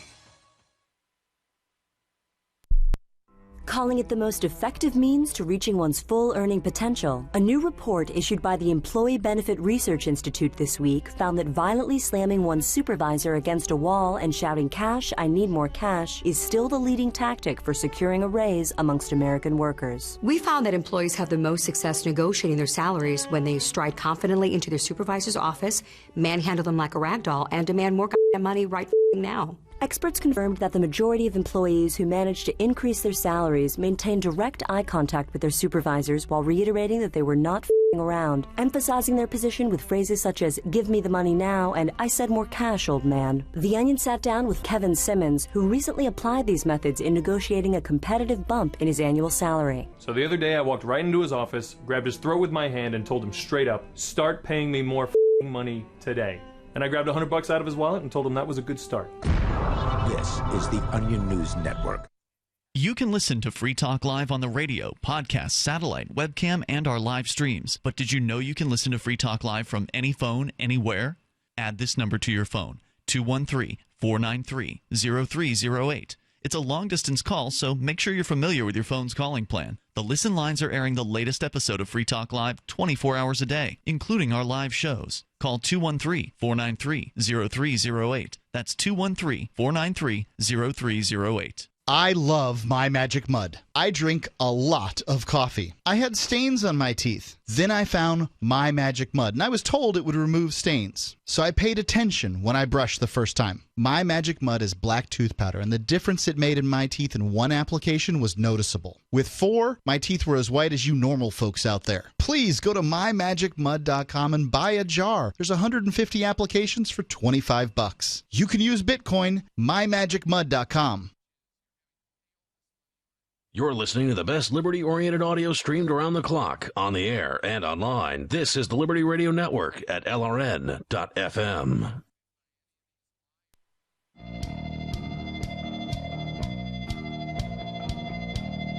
It's Free Talk Live. We invite you to join us here. The toll-free number is 855-450-FREE, 855-450-3733.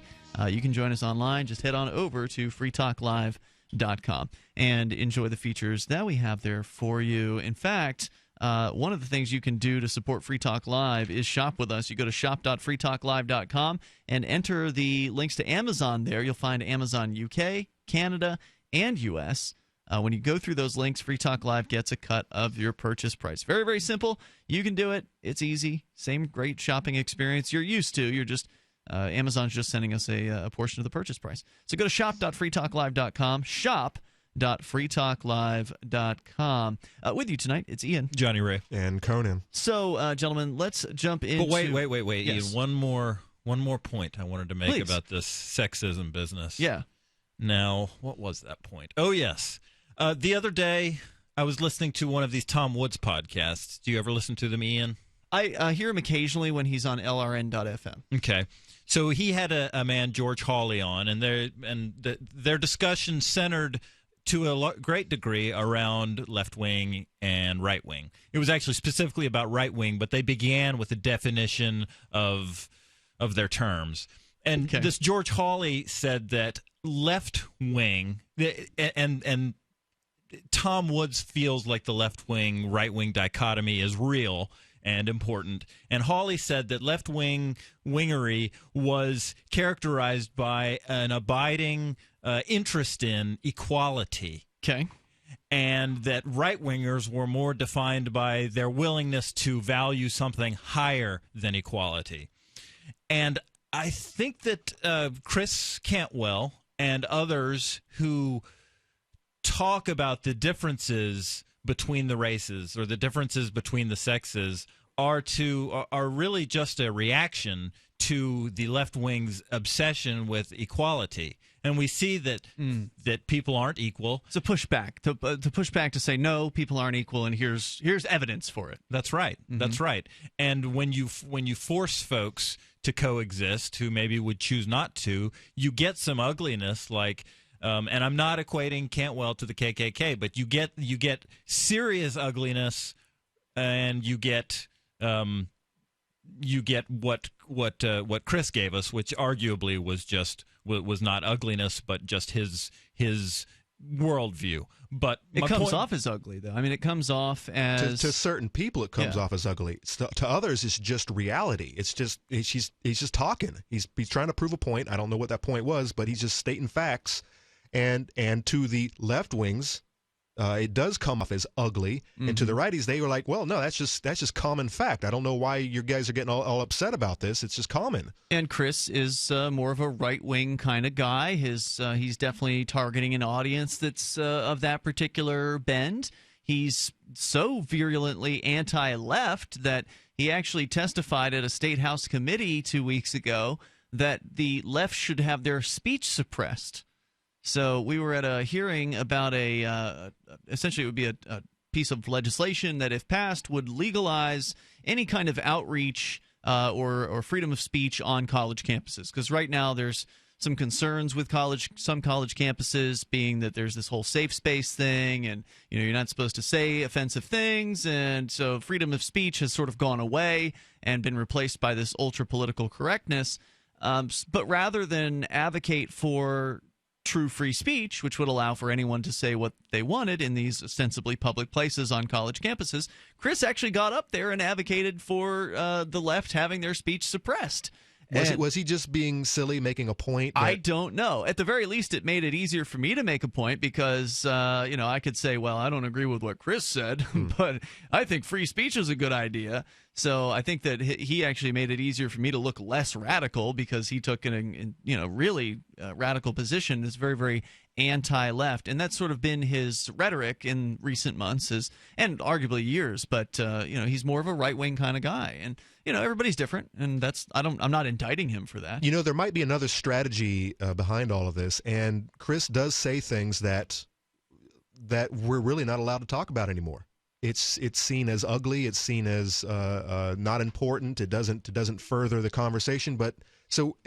And we're not allowed to talk. We've got to go to our safe spaces and talk to our friends who are of like mind, which really is a violation of a person's First Amendment rights to be able to say whatever the hell he wants to say. He might not be able to be on your show, but I mean, he can come right out and say it. So I think he's saying things that people that people find refreshing. It's like, oh well, no woman security guards. Well, I kind of had that feeling, and I kind of I want to hear some more of this. I think he's just reaching an audience that has been sidelined, and this is what they want to hear. Finally, someone is out there actually talking about it. And I don't have to worry about all this safe space reporting on all these other channels and news medias. I mean, I don't know. I think there's good strategy here that's being used. Yeah, I'm not saying it's not working for him. I mean, he seems to do very well with his podcast. Well, he's furthering the conversation. It's just not a conversation I think is really worth furthering. I mean, there's a reason why. We don't really generally go in these areas. I mean, we can talk about it. He's not banned from the show. I mean, he's been on talking about these things, and we'll disagree as we need to.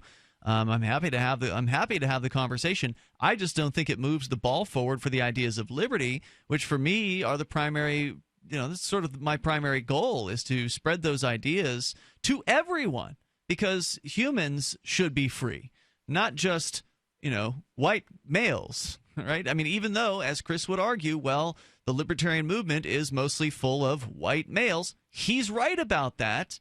That doesn't mean that's the way it should be. That doesn't mean that's the way it has to continue to be.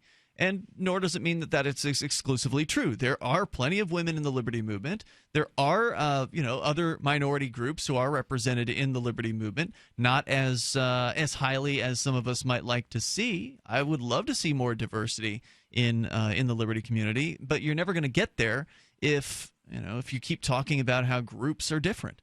and how one group is more intelligent than another, or one group is more likely to understand the ideas of liberty, or men are more likely to get it than women. I don't care what's more likely. I don't care about that. I just care about reaching out with these ideas so everyone can hear them and everyone can assess them, and the people who agree with them can come on board, whatever their age, whatever their gender, whatever their skin color, wherever they were born. By the way, speaking of preventing certain individuals, certain people, certain groups from speaking at the State House, testifying, you brought up a great point. I've heard it before. I know that when I was there last week, a lot of the opposition were coming straight from state employees. This is a group that I do believe in discriminating against, I will admit. There is conflict of interest, big time. Yeah. You've got police officers, you've got lawyers, you've got state employees that are coming up and are testifying in favor of some of these bills, usually in favor of more government, increasing their positions, increasing their salary, and any bill that plans to cut government, they come out and vehemently are against that bill. I would be in favor of a bill. State representatives out there, I would be totally in favor of a bill that prevented people, at least while on the clock, preventing that prevents bureaucrats from coming on to these state house committees and testifying while they're on the clock. I think that's a good plan. It would definitely tip the scales towards more freedom-oriented people testifying rather than these bureaucrats. This is Free Talk Live. So you've got to take a state construction license exam or certification. Can't decide on what books or what chapters to study? Discover right now how you can eliminate unnecessary books and wasted study time. At contractorexam.com, our study materials zero in on state-required test topics in an effective multiple-choice format. So whether you're a plumber, electrician, general contractor, or other construction-related trade, contractorexam.com will help get you prepared. Visit us at www.contractorexam.com today. It's about time something new came along for better selling and buying online, and I found it. It's buysellmakeoffer.com, a brand new company that's the newest and best way to sell products online. You can even use Skype or video to sell your car, home, any product. You get 30 days free, packages starting from only $7.95, and buysellmakeoffer.com never charges item fees ever. Just go sign up, then load your stuff to sell. I love this site, buysellmakeoffer.com. Got it? Buysellmakeoffer.com. Better selling, better buying. What if the key to achieving liberty in your lifetime was to move together with others who think like you? Liberty activists are joining the Free State Project, which is over 90% of the way to its goal of 20,000 participants. And they're already making the move to New Hampshire. The successes are piling up and are proving the Free State Project is a real movement and no longer just a great idea. When you're planning your move, consider Keene. Keene is famous for its civil disobedience and non-cooperation, and there's plenty of political opportunity as well. If you're a regular reader of freekeene.com, you know there's a lot going on in Keene. Keene is the liberty media capital of the world, with television, talk radio, and more, all originating here. Though it's more than just activism, with regular social events each week. See what's happening at freekeene.com and get connected with video, audio, free books, a forum, and activist tools you can download and use in your area at freekeene.com. That's freekeene.com. Ross Ulbricht was convicted in early 2015 of running the infamous Silk Road Underground Market. The Silk Road was a gift to humanity and helped reduce the harms brought on by drug prohibition. For this good deed, Ross has been sentenced to life in prison with no possibility of parole. Now, an appeal is Ross's only chance, and he needs your support. Please visit freeross.org, where you can contribute via various methods, including Bitcoin. Visit freeross.org. That's freeross.org. Did you know that you can listen to and watch Free Talk Live during our live show 7 days a week from 7 to 10 p.m. Eastern via our studio cam at cam.freetalklive.com? Not only that, but you can also chat with other listeners at the same time. Do I need to mention that both the studio cam and chat room are totally free? Outside of Free Talk Live's live hours, you won't see a cam feed, but we'll hear audio from the Liberty Radio Network. So listen, watch, and chat all free at cam.freetalklive.com. That's cam.freetalklive.com. Since time began, tyrants have taken aim at personal liberties. Now there's a movie that aims back. The government has no more right to tell us what to put in our bodies than they have to take our guns or tell us what books we can read. 6 drug police were eaten by bears while raiding a marijuana farm. On your knees, you dirty hippies! Jesus. On your knees! What's What's the problem, officer? Today, many cops who enforce pot laws do so only because it provides them with cushy jobs, good benefits, and a chance to push people around. I was an undercover narcotics officer. The drug war is nothing but a farce. The Second Amendment says you got to keep you and your gat intact. Guns and Weed, The Road to Freedom. A film by Michael W. Dean and Nima Vadati. DVD available now at gunsandweed.com or on Amazon. That's gunsandweed.com. Makes the perfect gift. Remember, that's gunsandweed.com. While our satellite channel is free to listen to, it's not free for us. You can help us cover our satellite costs with the chip-in on the right side of the page at lrn.fm.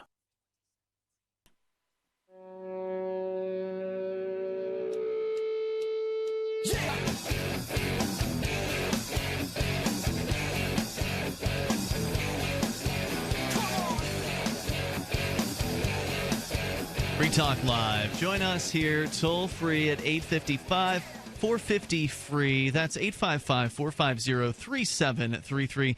We do have Skype as well. You can Skype there at username lrn.fm. So don't hesitate to reach out if you want to join the conversation.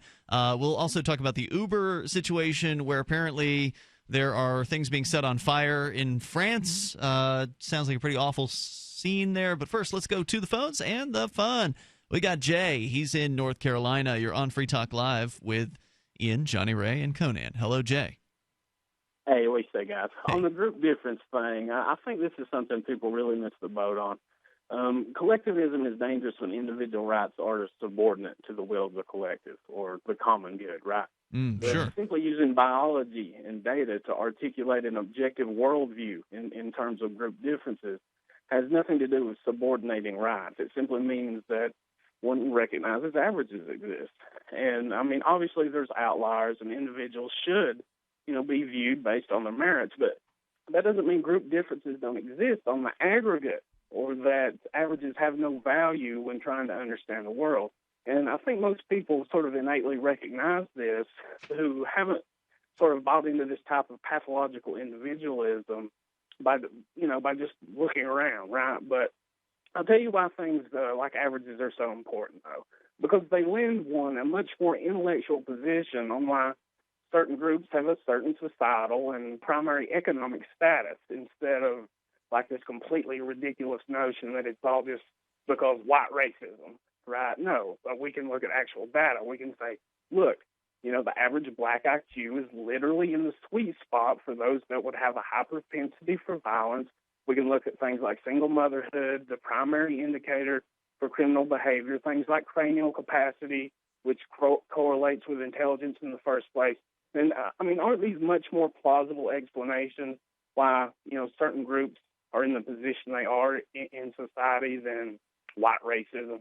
I don't think it's white racism. I think it's the welfare state. Yeah, I believe it's environmental learning. And this goes for the certain races that are more superior than whites as far as test scores are concerned. I think it's their upbringing. I think it's the environment that they grew up in. I'm willing to believe there's a genetic physiological component to black underachievement, but I don't really want to learn about that, and I guess it could be helpful. I've never gone down that road with the research, so I can't say any more about it. I don't see how I prefer to be. anything. I prefer to be a sexist than a racist. That makes more sense to me. Yeah, okay, and also you talk about environment.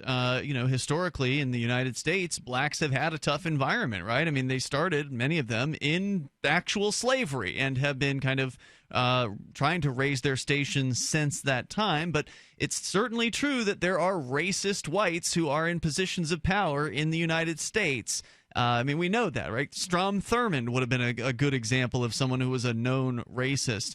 and in a position of power right up until he died. Democrat. Don't care what their party is. Well, I mean, it's always been very funny to me that there's racists on both sides of the aisle, and most of them are smart enough to not come right out and say so. But to deny that there's racism in the halls of power, I think is ignorant.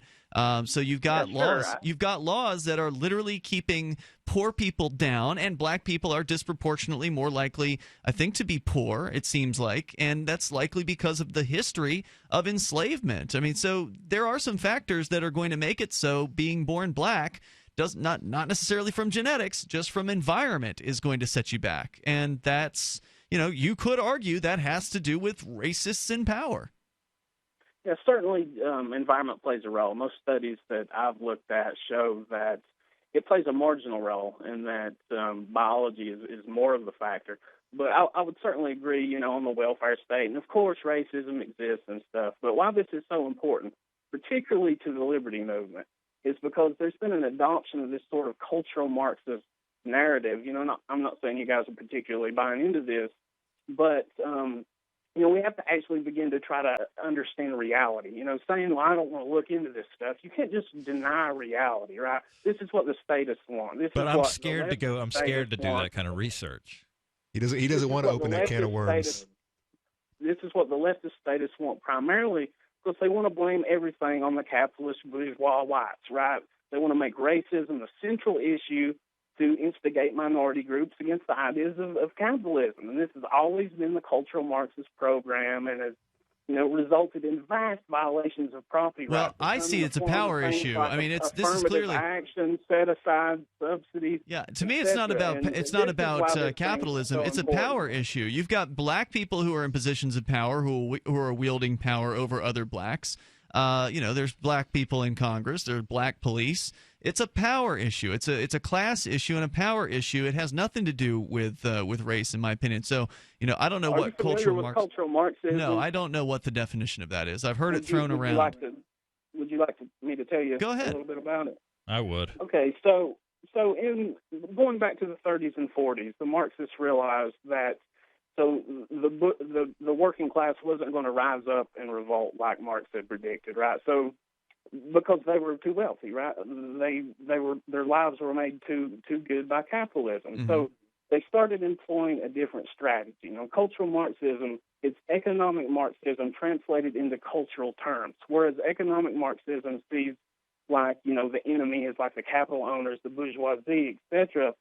The new cultural Marxism makes it all about race and identity politics, and this is the root of all this identitarian politics we're seeing. And you can certainly look at the works of people like Antonio Gramsci, George Lucas, Theodore Adorno, all these top Marxists who laid all this out in manuals. You can look at the first Socialist Internationalist notes and stuff to see all this, how there's an intentional plan by these people to instigate the minority groups against the capitalist system. And that's exactly what we're seeing with things like Black Lives Matter, all this gender identity movement and, transsexual movement stuff. That's what it's all about, guys. And, people that don't have an understanding of history can't really recognize this. And it's very important. This is essentially part of a false socialist revolution, and people don't even know it. But that's why this issue is so important. And I'll so I get what you're saying, that there are Marxists or commies or whatever who want to utilize people for the benefit of their philosophy, but so do we. Liberty-minded people want to bring people on board with the ideas of freedom so we can advance those ideas over the ideas of Marxism and communism and whatever other isms, socialism, to have liberty in our lifetime. And to do that, we've got to reach out to everybody. We're not going to be able to, to accomplish it by only focusing on one group of white males. I mean, that's just not going to cut it, in my opinion. I want everybody to have the opportunity to come to the ideas of liberty. And so I don't feel like, shoving away a particular group by doing all this research and then releasing all the details about all the research that you've done that shows why one group's inferior to another, that's not going to move a conversation ahead. It's not going to get people to want to listen to you. And I think it's sort of cutting your nose off to spite your face. I mean, it's really a bad plan, in my opinion. I certainly agree on raching many people, and it's certainly not my intention to push any groups away. But again, I would reiterate that the racist cultural Marxist narrative must be supplanted with things like facts and evidence. Right? When we've got people screaming, "Racist, give us affirmative action, fire this professor, give us set-aside, put people in prison in New York, or fine people $250,000 in New York now for not using the proper pronouns. This is insanity." So I'll agree with you. That's insanity.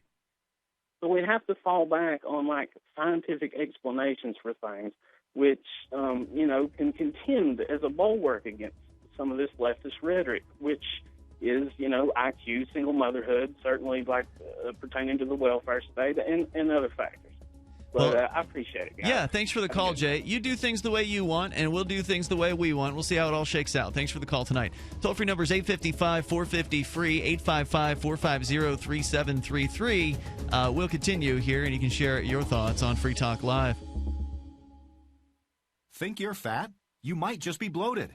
Find out by calling now for a free trial of Nubiotics, the new breakthrough that flattens bloated bellies fast. For a free trial, call 1-800-965-1170. I used to be plagued by potbelly and constant bloating. After taking Nubiotics, my belly flattened and continues to get flatter. My sense of bloating and discomfort is gone. If you've got a big belly, you might not be fat. You might just be bloated. Nubiotics is scientifically formulated with natural ingredients to flatten bloated bellies fast by cleansing pounds of rotting food and toxic sludge from your body. It even combats periodic heartburn and acid reflux. So just think how much better you'll look and feel. Think you might be bloated? Call now for a free trial of Nubiotics and see how much flatter it makes your belly. You might be surprised. But hurry, call now for details while these free trials last. 1-800-965-1170. That's 1-800-965-1170. 1-800-965-1170.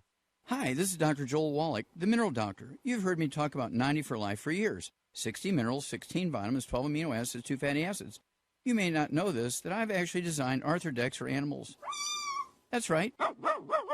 Your pets need 90 for Life, too. Get this essential pet product by calling 877-279-9422. That's 877-279-9422. Again, 877-279-9422. You haven't experienced yogurt until you've tried a Mossy, embodying health and flavor in a true whole milk, green-fed dairy beverage. Every sip pays homage to our old world cows and the ancient culturing methods their milk benefits from. With over 30 probiotics, a Mossy's undeniably nutritious, refined, cultured sensation bolsters your health and awakens your passion for dairy. A Mossy's so good, and you need to try it. Contact your Longevity distributor or call 877-878-4203 or go to gcnteam.com. Hi, I'm Montel Williams. Most of you know me as a talk show host, but I'm also an author, actor, single father of 4, a fitness writer, avid snowboarder, and I'm also a medical marijuana patient. Like many of the million people who are living with multiple sclerosis, I'm in pain every single day. And sometimes my nerves are so raw that if you brushed up against me in an elevator, I'd scream. I can't sleep at night from the pain, and sometimes the spasms in my legs are so intense they will wake me up throughout the night. I've tried the strongest prescription medications available, and I'm going to tell you, they do not work. In fact, they leave me in a stupor, and most of the time, it's impossible to even live your life. Now, I've tried medical marijuana, and I'm going to tell you something, it works. If you'd like more information about medical marijuana, you can contact the Marijuana Policy Project at mpp.org or call 1-877-JOIN-MPP. LRN.FM is proud to announce our official listening apps for Android and iOS devices. Now you can easily tune into our streams anywhere, anytime on your smartphone or tablet. Just visit apps.lrn.fm or search for LRN.FM in the Android or Apple app stores. Please download, rate us 5 stars, then share the link on your social media and let your friends and family know how you're listening to LRN.FM. Download it now, free at apps.lrn.fm. So you've signed the Shire Society Declaration and are planning your move to New Hampshire to be around more liberty-oriented people. Next, sign up for the Shire Society Forum at forum.shiresociety.com. There are a bunch of people there who are already in the Shire, and they want to meet you. If you're already in the Shire physically, you should also come by the forums. Remember, not everyone uses Facebook. New people are signing up for the Shire Society Forum every month, so drop in and say hello at forum.shiresociety.com. Do you love Twitter? Make sure you favorite the LRN.FM Twitter account so you can receive our tweets at twitter.lrn.fm. That's twitter.lrn.fm.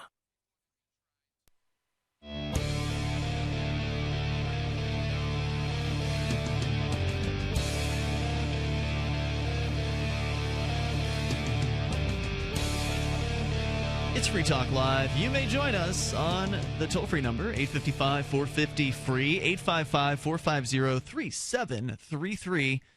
We've got Skype. Skype username is LRN.FM. Coming up, there's a revolt in the streets of Paris, France, and apparently it is the taxi drivers who are mad. And we will tell you more about that here in a moment.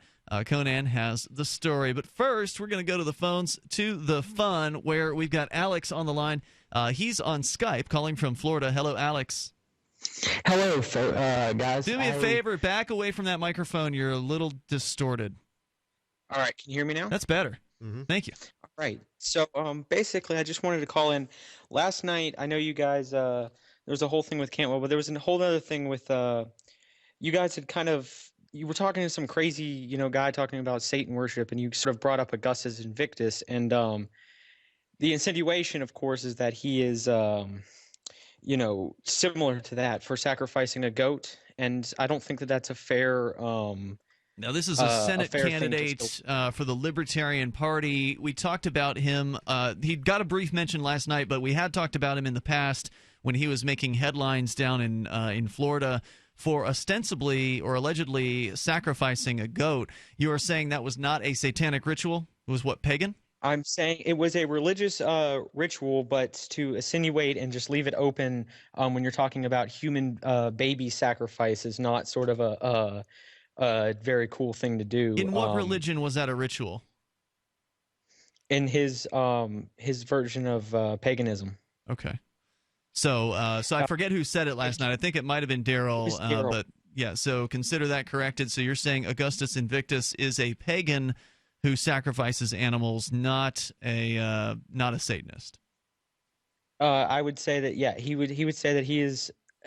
Well, he did it for his religious reasoning, but my whole purpose is that there's been a lot of negative press about this, a lot of attacks on him, and I feel like it's very similar to Cantwell, and I'm campaigning for him, of course, and I encourage everybody to go vote in the primaries, Libertarian primary for him.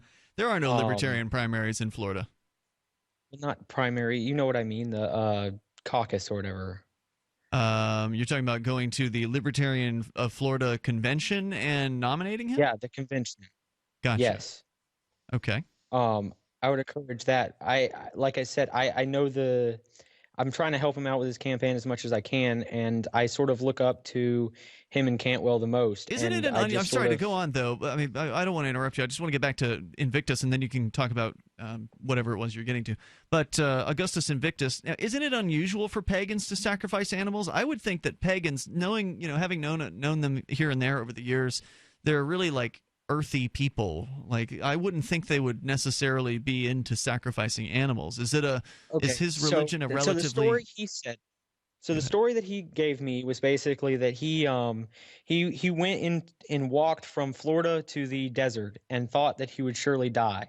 He crossed through the desert, and then when he survived, and to give thanks, he got a goat and sacrificed it to give thanks for his life being spared and the visions that he had received. Wait, now he was in the desert? Where was this desert? He went to the Mojave Desert. He walked from Florida to the Mojave Desert. It's pretty hardcore. And he believed that he would surely die. And so it was more or less like to give thanks back for it. Of course, I was just calling in because there's a lot of crazy people, and I've noticed this, especially in the Libertarian Party, among the really religious people that like to make up rumors and attack him for his religion so that they don't have to attack him on his ideas. And I think that that is something that I'm trying to minimize as I work for him. Interesting. So, I agree with you. I mean, he should be able to have whatever religion he wants. If he wants to sacrifice an animal, I think he should be able to do that. I think it's probably going to turn a lot of people off. If you're trying to run for political office, that's going to be a tough one, right? Like, yeah, I killed a what did he sacrifice, by the way? A goat. A goat. So, goats aren't as lovable as dogs and bunnies or whatever, but some people are still going to be pretty upset by that, and it's going to be hard to get past it.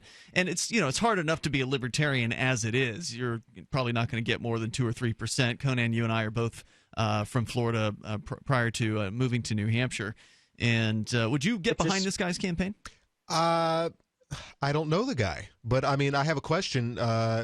Since the backlash, since people found out about this, has he maybe backed off?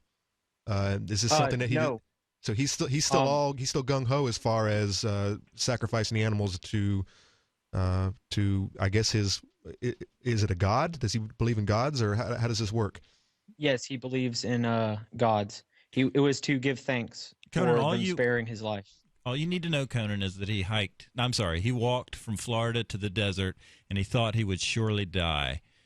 If he sacrificed this animal and then ate it afterwards, I'd be all for it. Yes, he drank its blood, and I believe he ate it.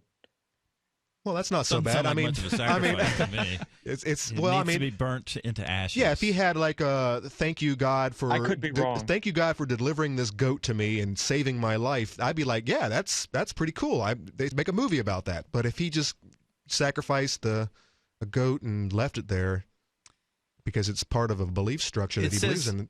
Says here on his Wikipedia page that he denies the Libertarian Party chairman's allegation that he, quote, sadistically dismembered the goat, but that he does admit to having sacrificed it and drinking its blood. Yeah, the party chairman, Wiley, had basically made it sound like he had, somehow statistically, like, massacred this animal and made it suffer and all this nonsense. Around the same time that they insinuated that he was some sort of closet crypto fascist around the same time. So gotcha. Since the beginning of his campaign, he's been attacked, and I believe that it's because he is of the more right-wing libertarian front, more of the populist type deal. I don't know what that means. You're either a libertarian or you're not a libertarian. So what do you mean by a populist? Well, in the Libertarian Gary Party, Johnson, so he's probably. He's not for like massive open immigration into. Oh, so he's not a West libertarian then. He believes in closed borders. Well, he believes in not unrestricted state. So he believes in a paid- state. He believes in having a state. He believes in a police state, like cracking down on the border, kind of thing. I would not word it that way. A populist is somebody who. My definition of a populist is somebody who... It's a panderer, right? Someone who panders to what's somebody popular. Who appeals to the masses. Yeah. Trump and Sanders are both populists. And will advocate any position so long as it's held by a certain number, a large enough number of people. Whatever he believes will get him elected or give him a better chance of being elected. I wouldn't use that definition then. I mean, I just... we've basically been called I've been called populist, and everyone sort of ran with it because of that type of thing. If you're more for like American first type politics and whatnot, even within the Libertarian Party, you're going to be called a populist, and most people are not going to argue with that. So that's sort of been the definition that the vast majority of people use. And I know these Cantwell and regular guys that call in, they're using it as well for that very reason. So it's sort of a running thing on the right. Anti-immigration is a populist position. Mm-hmm. Yes. Okay, so you describe yourself as a right-wing libertarian. Would that be accurate? Yes, sir. Okay, and what do you think his chances are of getting more than 2% in Florida election? I honestly I wouldn't know. I'd have to look up the election results last time with Wiley, and then try to influence from there. Now Wiley's the party chairman in Florida, and he ran for governor, correct? Yeah, so I mean, he's running for Senate, of course, so it's going to be probably less than that. I don't really want to get too deep into that because, like I said, I'm trying to help out with the campaign. What does it mean to be, Alex? What does it mean to be a libertarian to you? What does it mean to be a libertarian? It means that you value individual liberty and you hold relatively like free markets. You're more of an individualist, and you hold, like I said, you hold personal freedoms as your highest value. Except for immigrants. Well, I mean, you have to. Well, of course, yeah. I mean, I would reckon so, to a degree. Like, I don't see. Why would immigrants have less individual liberty than other people? Well, in an anarcho-capitalist society, you're not going to have this mass immigration like you have it now for reasons, and there's people who can explain this far better than I. But libertarianism, if you've joined the Libertarian Party, they have a statement that you sign says you don't support or advocate the initiation of force to achieve political or social goals. It sounds like you haven't quite embraced that yet, but you might be on the right path. At least you're sort of going in the right direction. Good luck with the campaign, Alex, and thanks for the call tonight. Toll-free number is 855-450-FREE, and you can't be a libertarian and support border control. Currency is too important a thing to be left in the hands of government bureaucrats, especially when billions of dollars can be created with the swipe of a pen. Overstock.com supports the cryptocurrency movement because it returns the power of an inflation-proof form of money to the people where it belongs. Did you know that you can use Bitcoin to pay for anything Overstock.com sells while enjoying free shipping on orders of 0.211 Bitcoin or more? If you support freedom and the cryptocurrency movement, you should support Overstock.com. Are you searching for your soulmate? Someone you can trust, who will never betray you or cooperate with the NSA?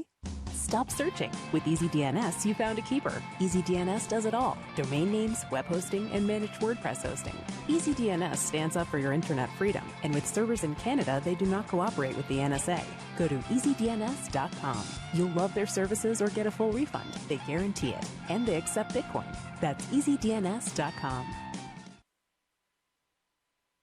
If you want to play online poker with Bitcoin, you need a site that's trustworthy and technically sound. The site managers of swcpoker.eu have proven their commitment to bringing you great gameplay from a site you can trust. swcpoker.eu. They have lots of new games too, including Chinese poker, and their Krill leaderboard is open right now. It's a beautiful site, easy to use with lots of players. Go on over to swcpoker.eu now and have some fun with your Bitcoin. swcpoker.eu. The three most important things you can do for Free Talk Live are: 1, share one episode a week on Facebook or in some other social networking site. 2, buy the things you buy online through shop.freetalklive.com. 3, give $5 a month to the AMP program. You likely buy all kinds of things online. Amazon is the largest online retailer. You can get what you need at the same prices with free Super Saver shipping by going to shop.freetalklive.com. Please do your online shopping at shop.freetalklive.com. You're listening to the live edition of Free Talk Live. Hour number 3 is next after the news here on the Liberty Radio Network at LRN.FM. From Conan, the Shire, the Liberty Media capital of the world, this is Daryl W. Perry, host of FPP Radio News for Tuesday, January 26th, 2016. Silver is trading at $14.25 per ounce. Gold is valued at $1,111 per ounce. And according to BitcoinAverage.com, the average price of Bitcoin is $395. Antiwar.com reports Libya's UN-recognized parliament, the one based in the eastern town of Tobruk, voted overwhelmingly on Monday, 15-89, to reject the call to recognize the new UN-backed unity government unveiled last week in Tunisia. The government was an effort by the United Nations to come to some sort of deal to unite the Tobruk parliament, which they insist is the real parliament, and the Tripoli-based one, which is backed by several powerful Western militias. Tobruk members of parliament Parliament complained the power-sharing deal gave too much to the Tripoli Parliament's faction and that the 32-member cabinet was far too big, giving the United Nations a week to offer another proposal. The unity government was already a government in name only, as it was never able to get back into the country and is still stuck in Tunis. The Parliament did, however, vote in favor of continuing to back the United Nations effort to mediate a solution with the Tripoli Parliament, something the UN cheered as an endorsement in principle. The bill only passed, however, after removing a clause giving a unity body any power.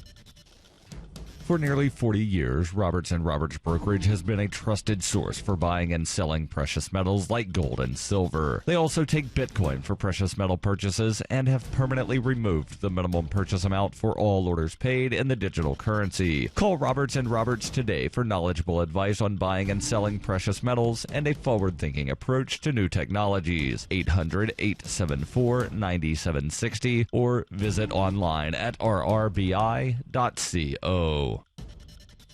UPI reports inmates who were sentenced to life imprisonment as juveniles should be able to file for a reevaluation and possibly attain parole, according to a U.S. Supreme Court ruling on Monday. In a 6-3 ruling, the High Court ruled a 2012 decision prohibiting minors from being sentenced to life in prison without parole should be retroactive to include all applicable cases. In delivering the opinion for the court, Justice Anthony Kennedy said the ruling does not automatically grant parole, just the right to a review, which could lead to parole. The 2012 decision stemmed from a lawsuit brought by a man who was sentenced to life in prison without the possibility of parole in 1967 as a 17-year-old boy convicted of killing a Louisiana sheriff's deputy. Kennedy said the opportunity for release will be afforded to those who demonstrate the truth of the case's central intuition, that children who commit even heinous crimes are capable of change. Dissenting Justice Antonin Scalia said the Supreme Court does not have jurisdiction to decide the matter. Justices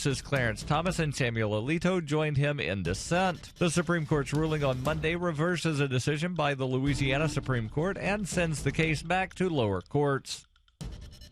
The Daily Decrypt is a Monday through Friday newscast about all the best news in cryptocurrencies and peer-to-peer networks. Know what's hot in the world of digital money, borderless trade, and cutting-edge communications. Available on YouTube, SoundCloud, and Facebook video. The Daily Decrypt is the news of the future. Reuters reports 2 anti-abortion activists behind the filming of videos on fetal tissue procurement by Planned Parenthood were indicted by a Texas grand jury on Monday while clearing the women's health group of any wrongdoing. The videos released last summer led Texas and other Republican-controlled states to try to halt funding for local Planned Parenthood operations, with Republicans in the U.S. Congress also pushing for a funding cut. The grand jury reviewed the case for more than about 2 months, and its decision was a result of a probe launched last year under Texas Governor Greg Abbott, a Republican, who accused Planned Parenthood of the gruesome harvesting of baby body parts. The Harris County District Attorney's Office said in a statement, after a lengthy and thorough investigation by the Harris County District Attorney's Office, the Texas Rangers, and the Houston Police Department, a Harris County grand jury took no action Monday against Planned Parenthood Gulf Coast. Planned Parenthood has denied the accusations and called the probe politically motivated. David DeLeiden and Sandra Merritt were indicted by the grand jury for tampering with a governmental record, according to prosecutors for the county in which Houston is located. The felony charge is punishable by up to 20 years in prison. DeLeiden, leader of the Center for Medical Progress that released the videos, was also charged with violating a prohibition on the purchase and sale of human organs, which is a misdemeanor. This has been FPP Radio News, online at fppradio.com. An update now on a legal battle emerging around the Onion News Network's own Jode Kressbeckler. After the shocking story yesterday that a group of assailants attacked Congressman William Cummings, tied him to a horse, and dragged him through a briar patch, some are now saying these statements from Mr. Kressbeckler last week may have incited the attack. Bootlegging Congressman Cummings ought to be tied to a horse and drugged through a briar patch. Mr. Kressbeckler's show is billed as an opinion and entertainment program. Yes, and it he is. even calls himself nothing but a caterwauling old badger, so Right. the claim that he would incite people to violence seems pretty far-fetched. He displayed a map of Congressman Cummings' home in relation to the nearest briar patch, told his viewers where to purchase a, quote, good pulling horse, and used a life-size dummy of Congressman Cummings to demonstrate effective knot-tying techniques. Right. I think most reasonable people would see that as simply a ribald political satire. Right. Briar patch is obviously a metaphor for the prickly political atmosphere in Washington, and drag from a horse means something else. Makes sense to me. This is the Onion News Network.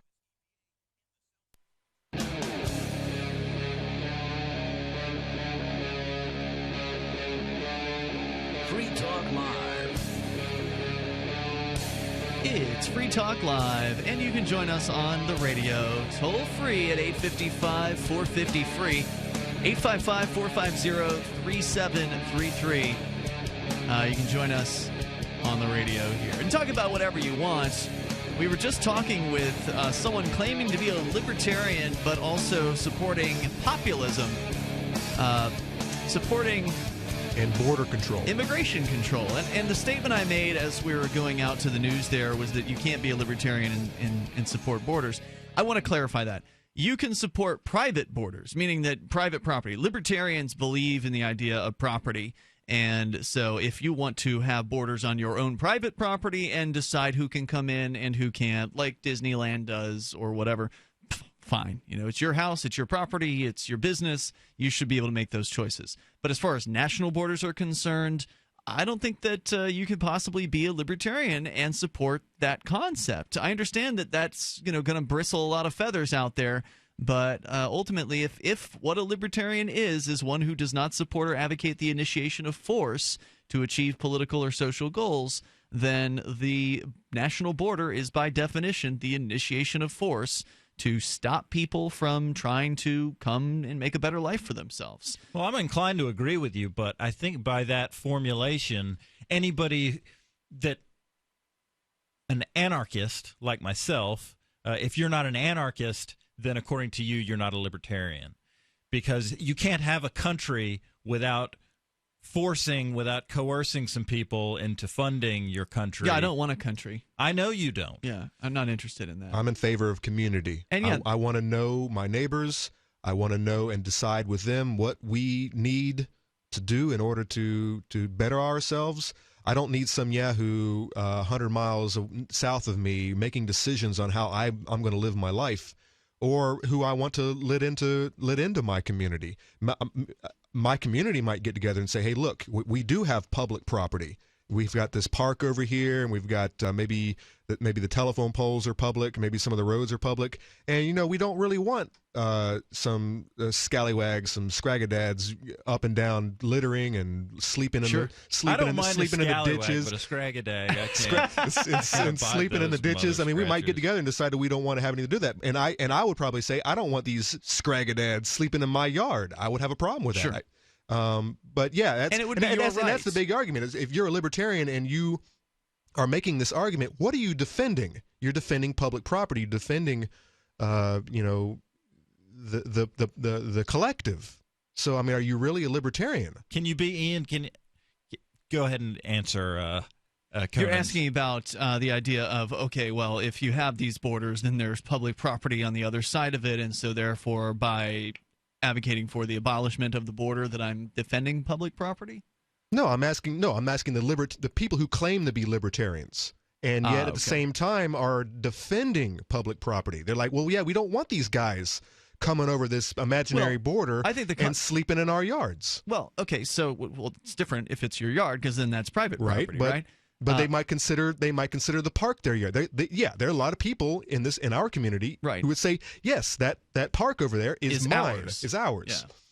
Well, of course, the problem comes in with public property is that if everyone owns it, then no one owns it, right? If it's ours, then it's everyone's, and so if I want people to come there, and so who gets to make the decisions? Right. Maybe someone here doesn't have a problem with homeless people sleeping in the park. If it's about individual rights, as the last gentleman who was on the phone, for those of you just tuning in, we had a guy supporting this U.S. Senate candidate in Florida, Augustus Invictus, who is known publicly to have sacrificed a goat as part of his religious beliefs, and it's kind of a strange character.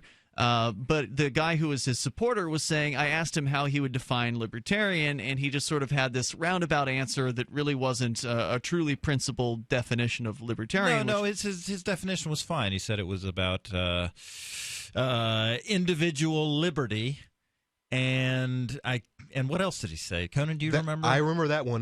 That's what stuck with me. Did he say anything about coercion? Or he danced around a little bit, but yeah, he did say individual liberty, and that's what I wanted to focus on here. If your belief is in individual liberty, you don't just get to reject that when it comes to someone who's born in Mexico. That person deserves individual liberty just as much as somebody who was born on this particular plot of land.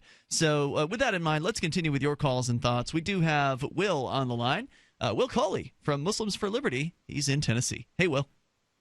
Hey, what's up, guys? Hey, what's on your mind? Caller that was talking about cultural Marxism. And I've actually done a little bit of, looking in. And the research that I found is a lot of people are actually a victim of their own cultural Marxism. What does that mean?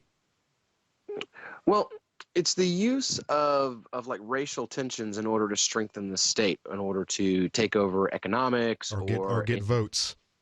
Well, I would say in the case of the right, it's in order to pass more legislation that's in favor of the security state. Like Real ID. Well, exactly. What I see happening is that now you have Republicans who are in favor of ideas that are communist ideas, but they're given new names like Real ID or Federal Worker Registry, but we call it E-Verify. Now these are communist ideas, and they've been championed by the right in the name of protecting capitalism from the other side, from the minorities, from the Mexicans, from whoever it is. Then you also have the use of fear of Muslims in order to advocate the growth of the military state and of the security state. So you see, these are all things that were central ideas within communism that are now central ideas to the right.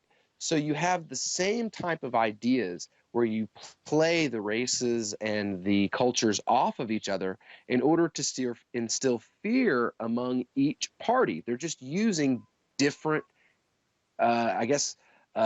hot points with each group in order to create the same type of fear, so that now whichever party is in power, the Marxist idea is marching forward. Wow. Either the Republicans are enforcing more security apparatuses, more employment restrictions, and these kinds of things,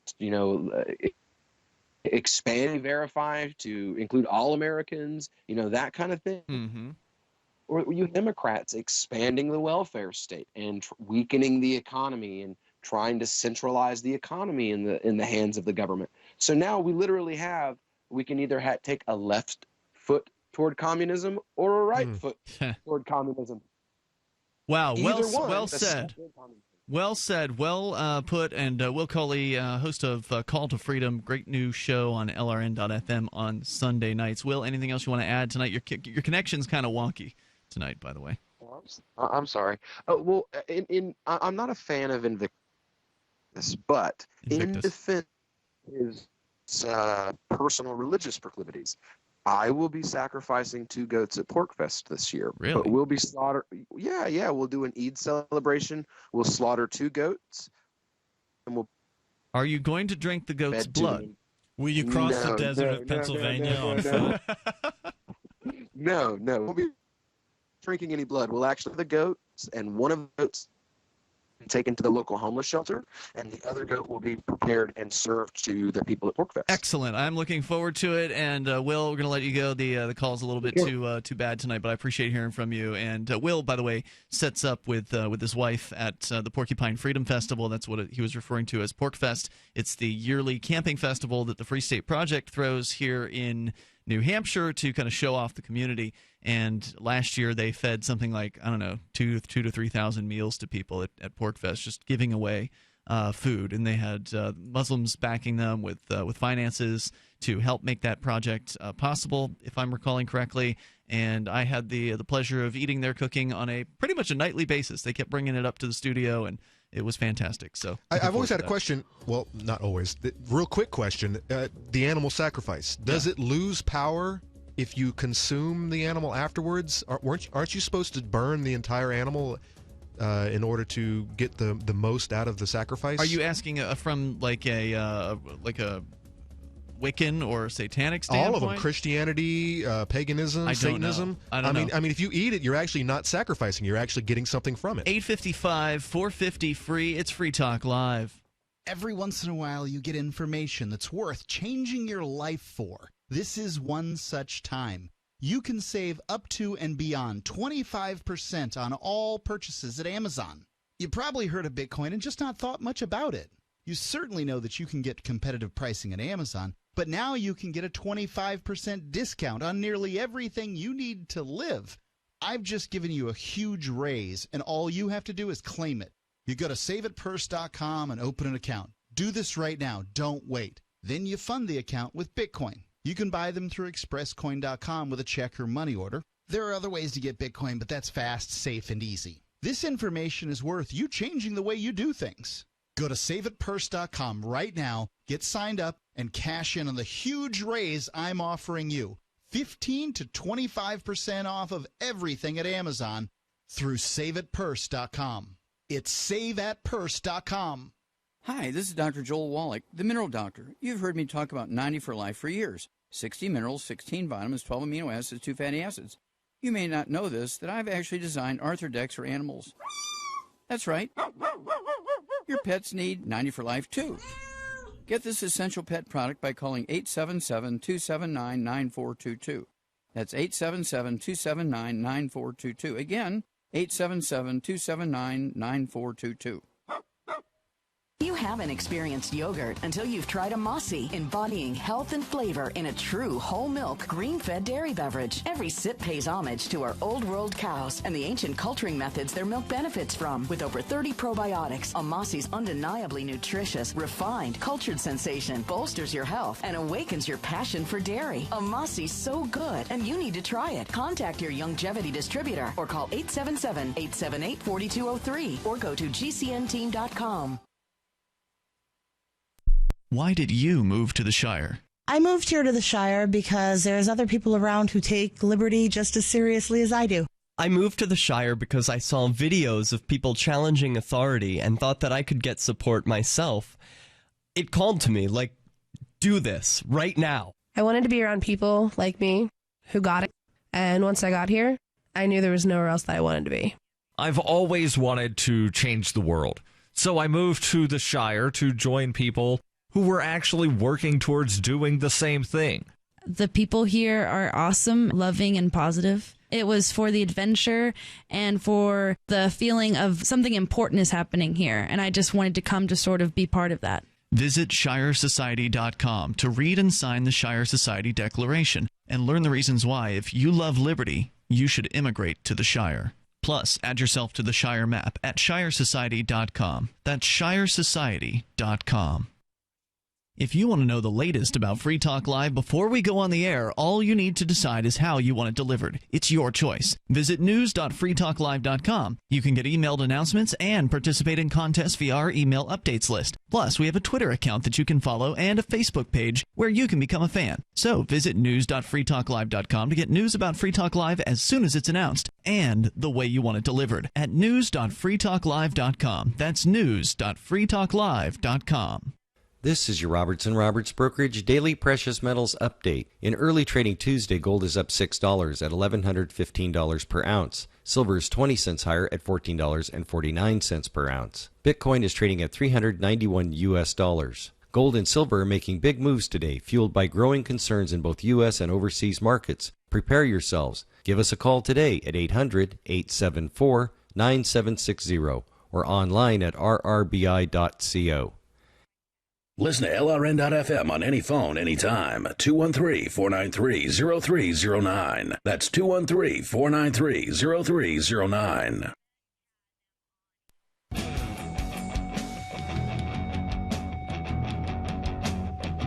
This is Free Talk Live. We get some breaking news out of the Malheur National Wildlife Refuge, where a group of dozens of people have been occupying federal property there for the last, I don't know, what's it been, 3 weeks? Seems like it's been a little while. I think it was the beginning of this month when that got kicked off. But anyway, apparently some shots have allegedly been fired. We don't know if that coincided with the arrest of, this is according to KATU.com, the arrest of Ammon Bundy as well as 3 others. This is breaking news. Literally within the last 15 minutes, Tom in Maryland actually called in to give us a heads up that this story was breaking, and there really isn't much in the news about this right now.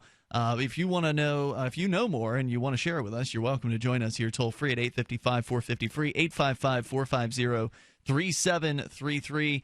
By the way, with you in the studio tonight, you've got Ian, Jonny Ray, and Conan. The story from Harney County, Oregon, where KATU News has learned the leader of the armed occupation at the Malheur Wildlife Refuge has been arrested along with 3 other individuals tonight. Sources tell KATU News, which, by the way, it's 6 in the evening there. Sources tell KATU News there was some sort of engagement involving shots fired as the militia group was on its way to a meeting in John Day, which apparently is a place. Highway 395 is now closed between Burns and John Day. Details of the arrests have not yet been released, but officials say there are injuries in the area. Bundy and dozens of other individuals occupied the wildlife refuge earlier this month after 2 local ranchers were sent to prison for setting fires allegedly on federal land. So that's now how many occupiers were left at this point in time? Like 3? Is this the last? Well, that's a good question. Holdouts? We just had literally like 2 days ago, John, who's one of our callers from Nevada, said that he and his wife went up to the refuge to kind of check it out, to see what was going on, and they went in there, and he said they were welcomed by the group, and he said that there were a few dozen folks that were still there. That was his estimate, if I'm recalling correctly the conversation that we had. So, no, it doesn't sound like it had whittled down to 3, and obviously we're dealing with the most bare bones of news here at this point. This is breaking news. Obviously, with breaking news, the news media gets it wrong half the time. So, maybe there are 3 people arrested, maybe there's 6 people arrested, maybe there's someone who's dead, maybe not. I don't know. We don't know any of the details right now. But it says here the militia group was on its way to a meeting in John Day. That doesn't mean that the whole group was on their way to the meeting. Maybe only an envoy of people was going to this John Day location. Perhaps only 4 people have been arrested. Those are the reports as we know right now. That doesn't mean that everyone lived through this firefight. They claim there are injuries. Who knows what this is going to turn into. And what why did this start? Who shot first? Yeah. Will there be video of the shooting?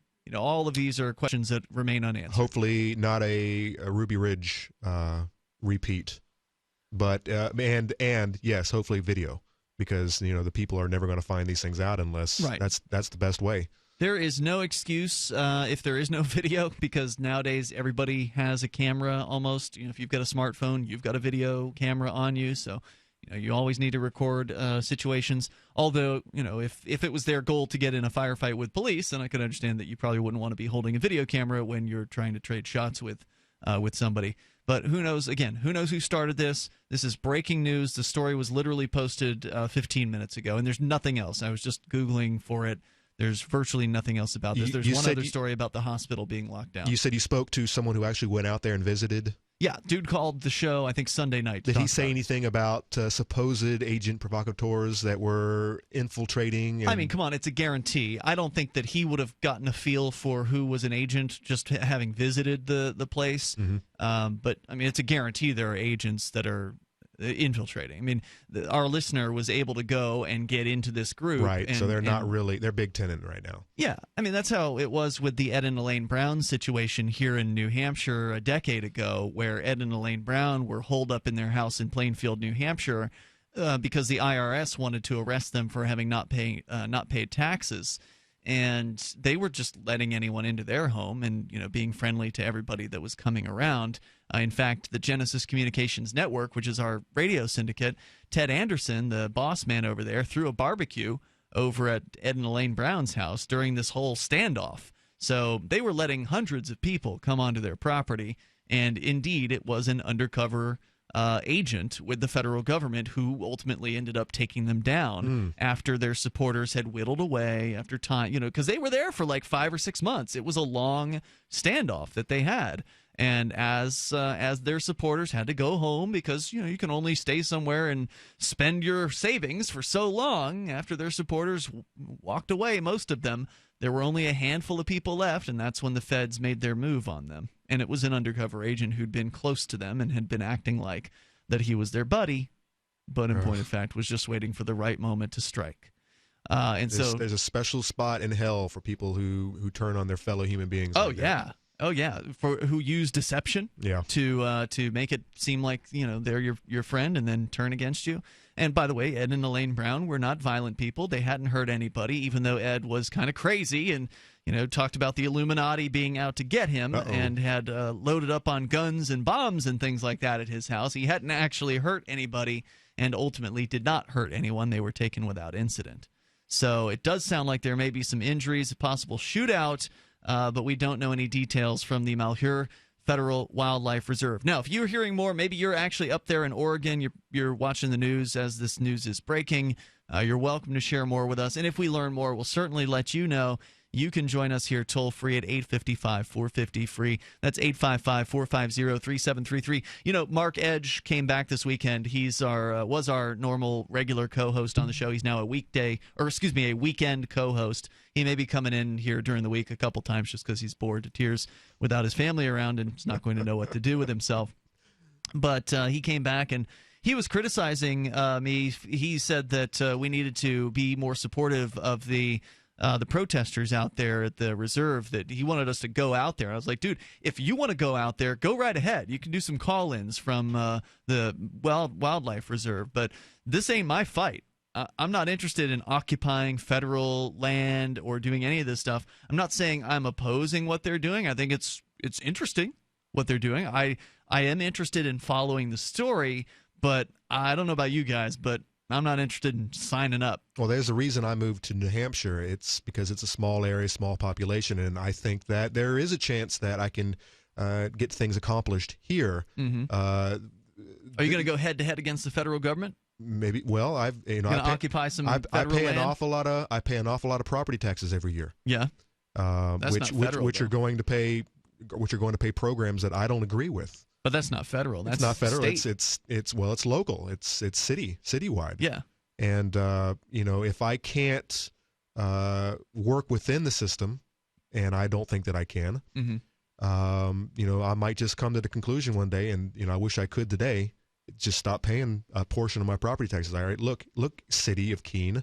I don't believe in this program, this department, this program, so I'm only going to give you this much money. I love that idea. I'm going to give you this much money to pay for what I actually use. Trick is, though, you got to have the mortgage taken care of. Yeah, I got to have the mortgage taken care of, exactly. And then I have to be prepared because they're going to start accumulating interest from day one that I don't pay that tax. I think you'll get better PR, too, if you're defending your own property instead of going to seize public land, which I disagree with public land, but the PR is bad. The optics are too bad. Well, they're going to say this is federal land, not public land. 855-450-FREE, 855-450-3733. Removing bad taste and odor from your drinking water is easy. Removing the bad stuff you don't taste is what ProPure does best. Water the way nature meant it to be. Clean, crisp, and refreshing. See the complete line of ProPure countertop, inline, gravity, and household water filtration products. Visit your authorized ProPure dealer or ProPureUSA.com. That's ProPureUSA.com or call 800-544-3533.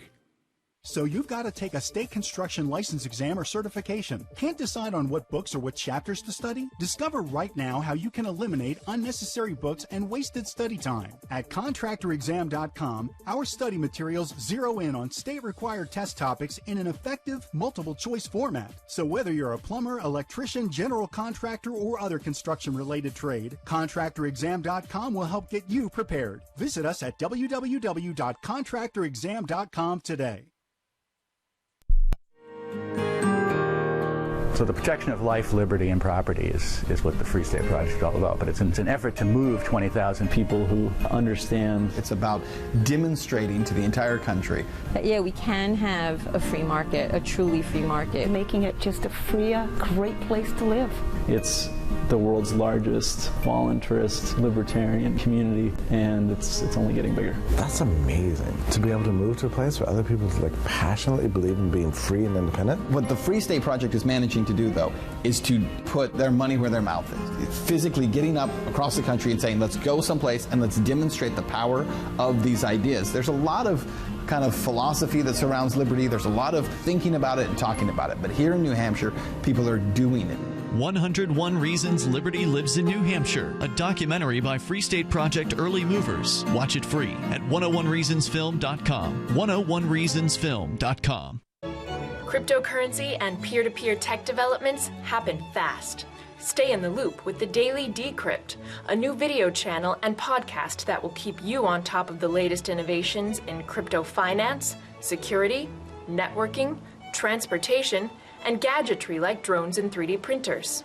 Subscribe to the Daily Decrypt on YouTube and SoundCloud and be an early adopter of the future. The Daily Decrypt. Here's a chance to do a little activism while you're cruising Facebook, Twitter, or Google+. Between the LOL cats, the recipes, the hot girls, and the inspirational sunrise memes, Free Talk Live's posts pass by your newsfeed. Like them, comment. It gives us more exposure. If you don't see our posts, click like at facebook.freetalklive.com and then hover over it to click Get Notifications. It's an easy way to spread the ideas of liberty a bit further. I know you're busy, but you can spare that 1/10 of a calorie it takes to click on something. facebook.freetalklive.com. You know how annoying it is when someone keeps stopping mid-sentence as though he or she were asking you a series of questions? Avoid doing that. It sounds unnervingly tentative, and it imposes upon the listener to help you complete the thought. And if you're a job seeker, this alone could be a deal killer. An effective communicator sounds more confident. Complete the thought. Avoid making the listener impatient. With money and attention so scarce now, effective communication skills have never been more important. Cutting through the clutter rather than blending into the blah, blah, blah will help you connect better no matter what the conversation. For more tips, hit survivalspeech.com. I'm Holland Cook. Survivalspeech.com. If you enjoy LRN.FM, please contribute to your favorite shows via their websites and become an amplifier at amp.lrn.fm. That's amp.lrn.fm.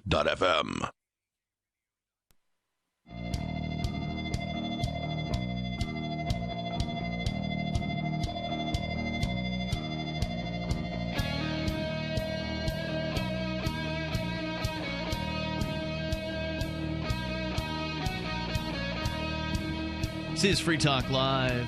You can join us here on the radio, toll-free, 855-450-FREE. That's 855-450-3733.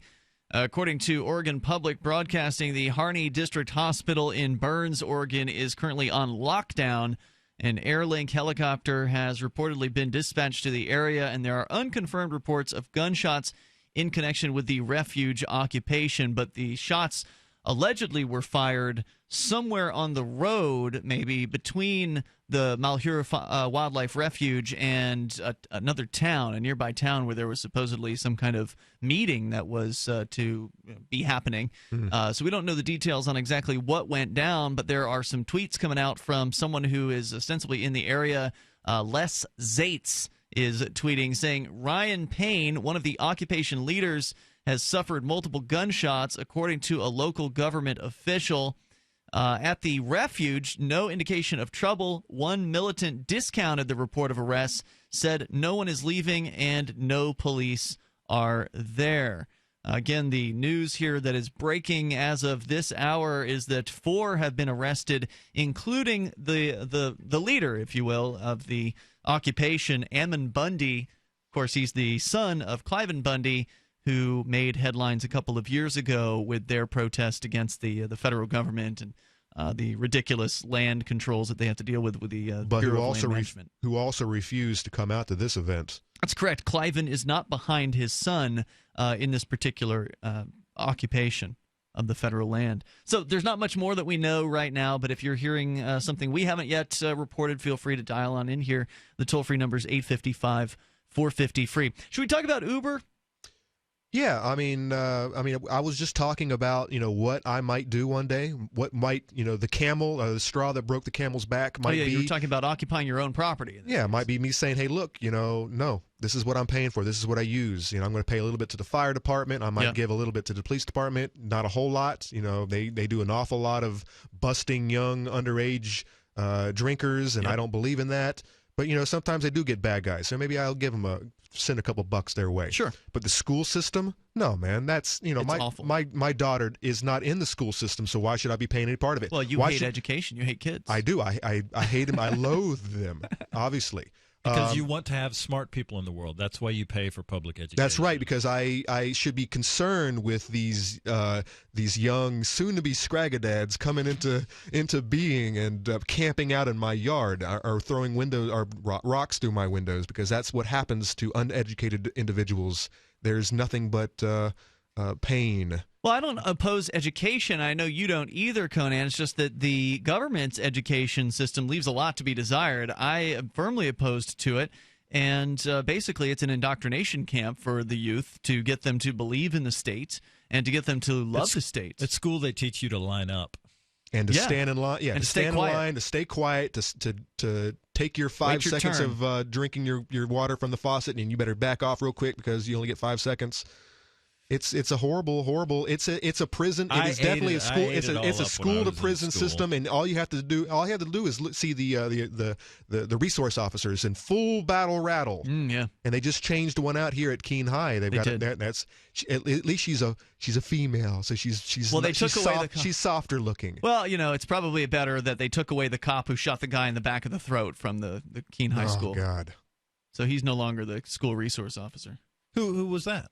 Oh God, Lamoureux was his name, James Lamoureux. Okay. He's now apparently leaving to join the military. Mm-hmm. Yeah, he'll do better there. It's lots of people in other countries to shoot on that are our enemies. So toll-free number tonight, 855-450-FREE. We could talk about the Uber thing if you want. I know, Conan, you did have that story here tonight. I'll give you a quick rundown, though, in the meantime, of the some of the things I talked about in front of the State House today. There were various different hearings, and Daryl and I, of course, go out every Tuesday and talk to these folks. And there's actually going to be some more hearings on Thursday this week. One of them is going to be really interesting because a lot of this stuff comes up again and again. A lot of these bills, the legislation, gets reintroduced year after year. Like they keep trying to get it through. So that's the tactic that, whether you're trying to get something that's pro-liberty through or anti-liberty through, you just keep throwing it up against the wall and you hope that someday that it sticks. So usually we'll see the same stuff every 2 years. But this Thursday is going to be a little different because there's actually a proposal to legalize prostitution or to end the criminalization of prostitution in New Hampshire. Mm-hmm. And I've been paying attention to some extent to politics here for a decade, and that's never been proposed before. So this is going to be this Thursday is going to be a really interesting hearing. This just isn't to legalize prostitution for lobbyists and government employees? Yeah, no, this would legalize this is everybody, right? Anyone over the age of 18. Nice. Over the age of 18. It would we need to have state-run brothels. No, don't give them any ideas. Because they do run the liquor stores here, so I don't think the nice thing about the bill in this case is written by a free stater, and so it does not propose a legalization system. It doesn't propose a regulatory system. It's just literally, if you look at the bill, it's a strike through. So it's just striking all the language about criminalizing prostitution. Is basically what it is. It still leaves it criminal to be to solicit an underage prostitute. But ultimately, the adult prostitution would be made legal if this passes. Now, does it have a chance in hell of getting through the committee?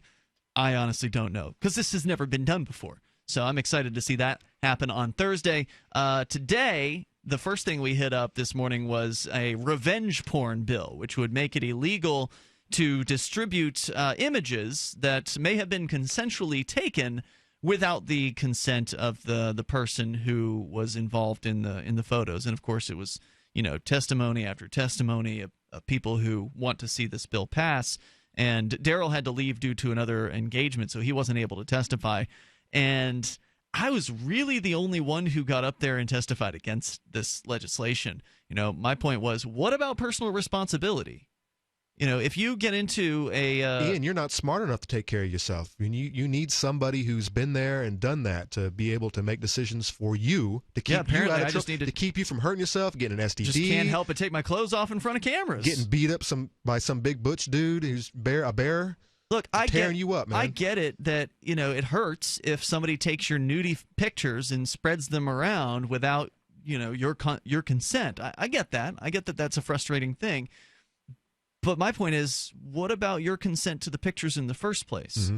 And how do you know? Because, without giving you the details of the bill, there's details in there about how this all works. But ultimately, if you're in a relationship with somebody, this is somewhat what I said to the panel, if, let's say there's a couple and they're into amateur porn. They're into taking pictures of themselves in sexual situations and uploading it to like an amateur porn website while they're a couple. But then they break up.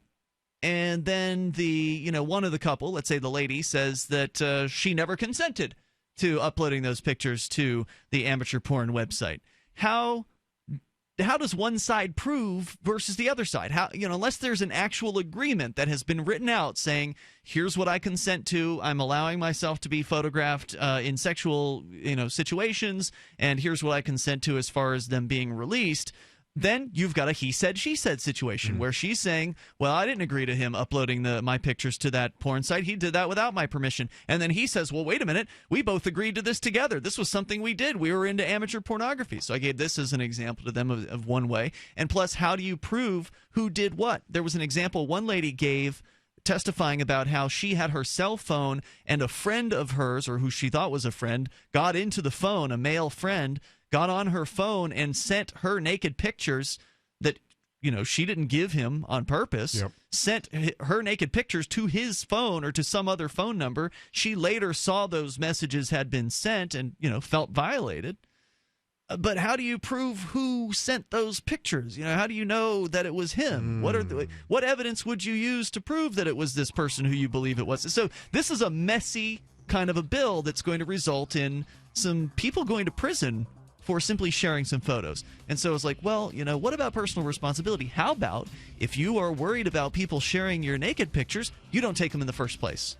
Seems like a simple solution. Well, make sure you lock that phone. Toll-free number is 855-450-FREE, but then the NSA has them. Yeah. So 855-450-3733. This is Free Talk Live.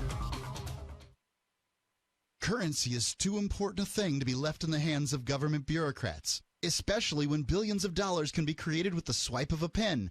Overstock.com supports the cryptocurrency movement because it returns the power of an inflation-proof money to the people where it belongs. Did you know that you can use Bitcoin to pay for anything Overstock.com sells while enjoying free shipping on orders of 0.211 Bitcoin or more? If you support freedom in the cryptocurrency movement, you should support Overstock.com. There comes a time when you need custom embroidered or screen printed apparel for your business, organization, or a special event. Corporate Casuals has been helping people create great looking logoed apparel for over 25 years. They can produce a single piece or thousands using name brand apparel like Nike, Patagonia, Adidas, and Hanes. Create your logo in their online embroidery design studio or upload your existing logo and they'll turn it into embroidery. Go to corporatecasuals.com/FTL and include FTL in the order notes and save 5% on your order.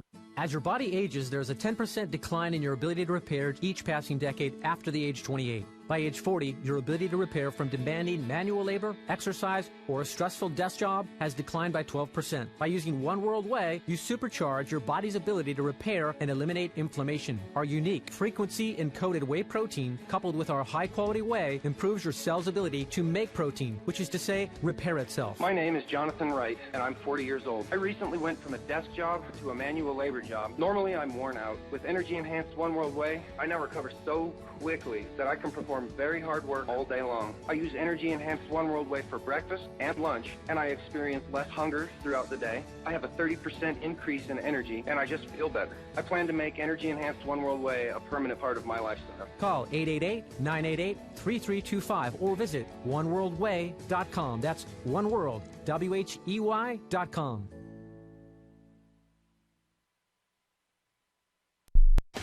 Free Talk Live. But is God against audio CDs or MP3s? No, all that technology was stolen from the angels in the first place. You wouldn't have anything that wasn't here in 1947. Why are you selling audio tapes on your website? There's only one there, which is Angels Over Pendleton, shows I see several audio of tapes the angel that we communicated with. No, for you can't 9 put days. video on it. You can't put video on an audio tape. I'm looking at your website here. There's a page where you've got audio tapes for sale for $6, $6.25 each. And I bought both Nazareth and REO Speedwagon on audio tape. On audio tape, Yeah. but that was back in the 80s. Yeah. I mean, if you're getting the word, if you're trying to get the word out about, what you believe is going to happen in the future, maybe you should put it on CD and at least move into the 1990s as opposed to, 1985. Free Talk Live, 7 nights a week from 7 to 10 Eastern. Live on the Liberty Radio Network at LRN.FM.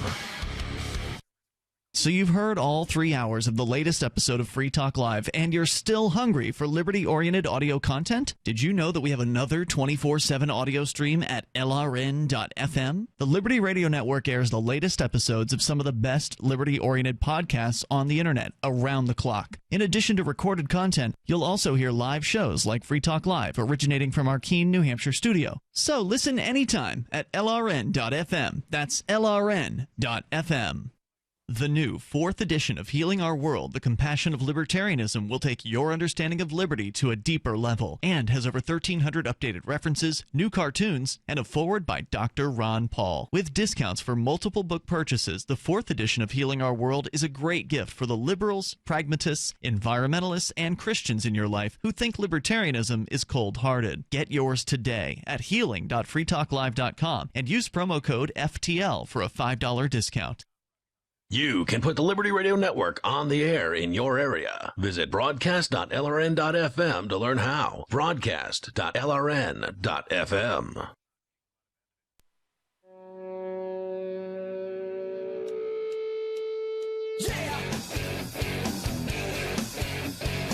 Free Talk Live. Join us on the radio.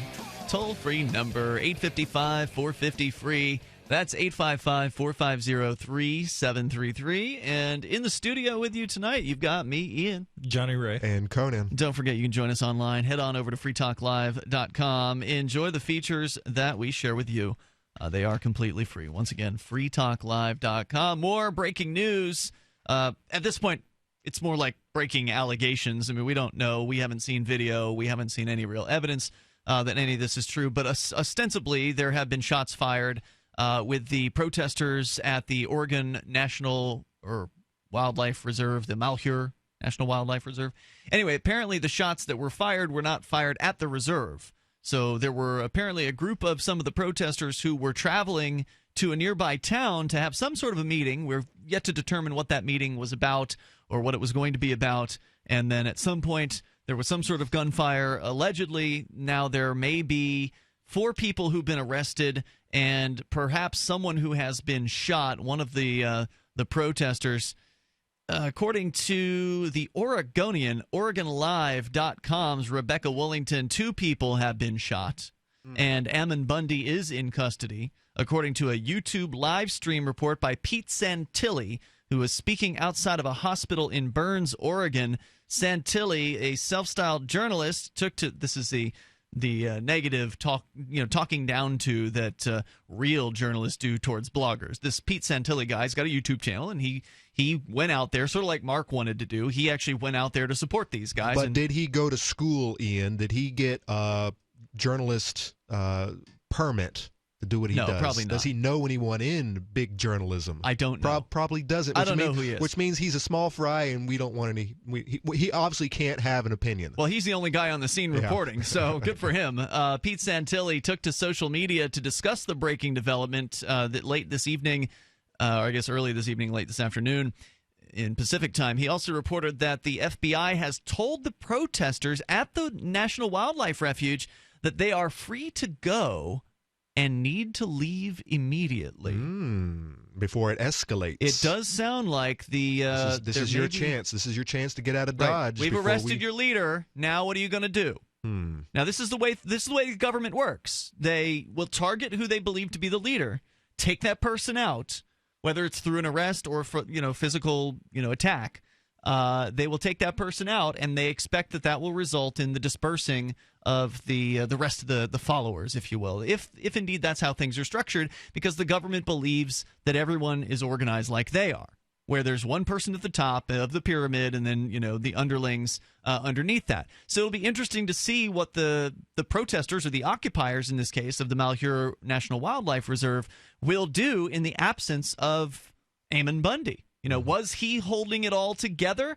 Will they disperse in his absence? Or are they, more individualistic? Are they going to continue on with this mission of occupying the refuge? And if so, is this a threat from the federal government? Is this a leave or else, or you're free to go and you should leave immediately? But even if they are more individualistic, which I believe that they are, they have this example of what could happen to them. Your buddies just got shot as individuals if they don't get out of Dodge. So you're absolutely right. A lot of people can't wrap their head around this idea that people can think for themselves. I've got to elect someone to represent me.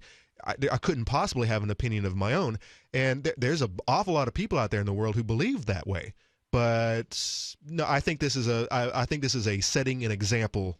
This is what could happen to you if you guys don't figure it out. It's coming your way. You have this window of opportunity to get out of Dodge.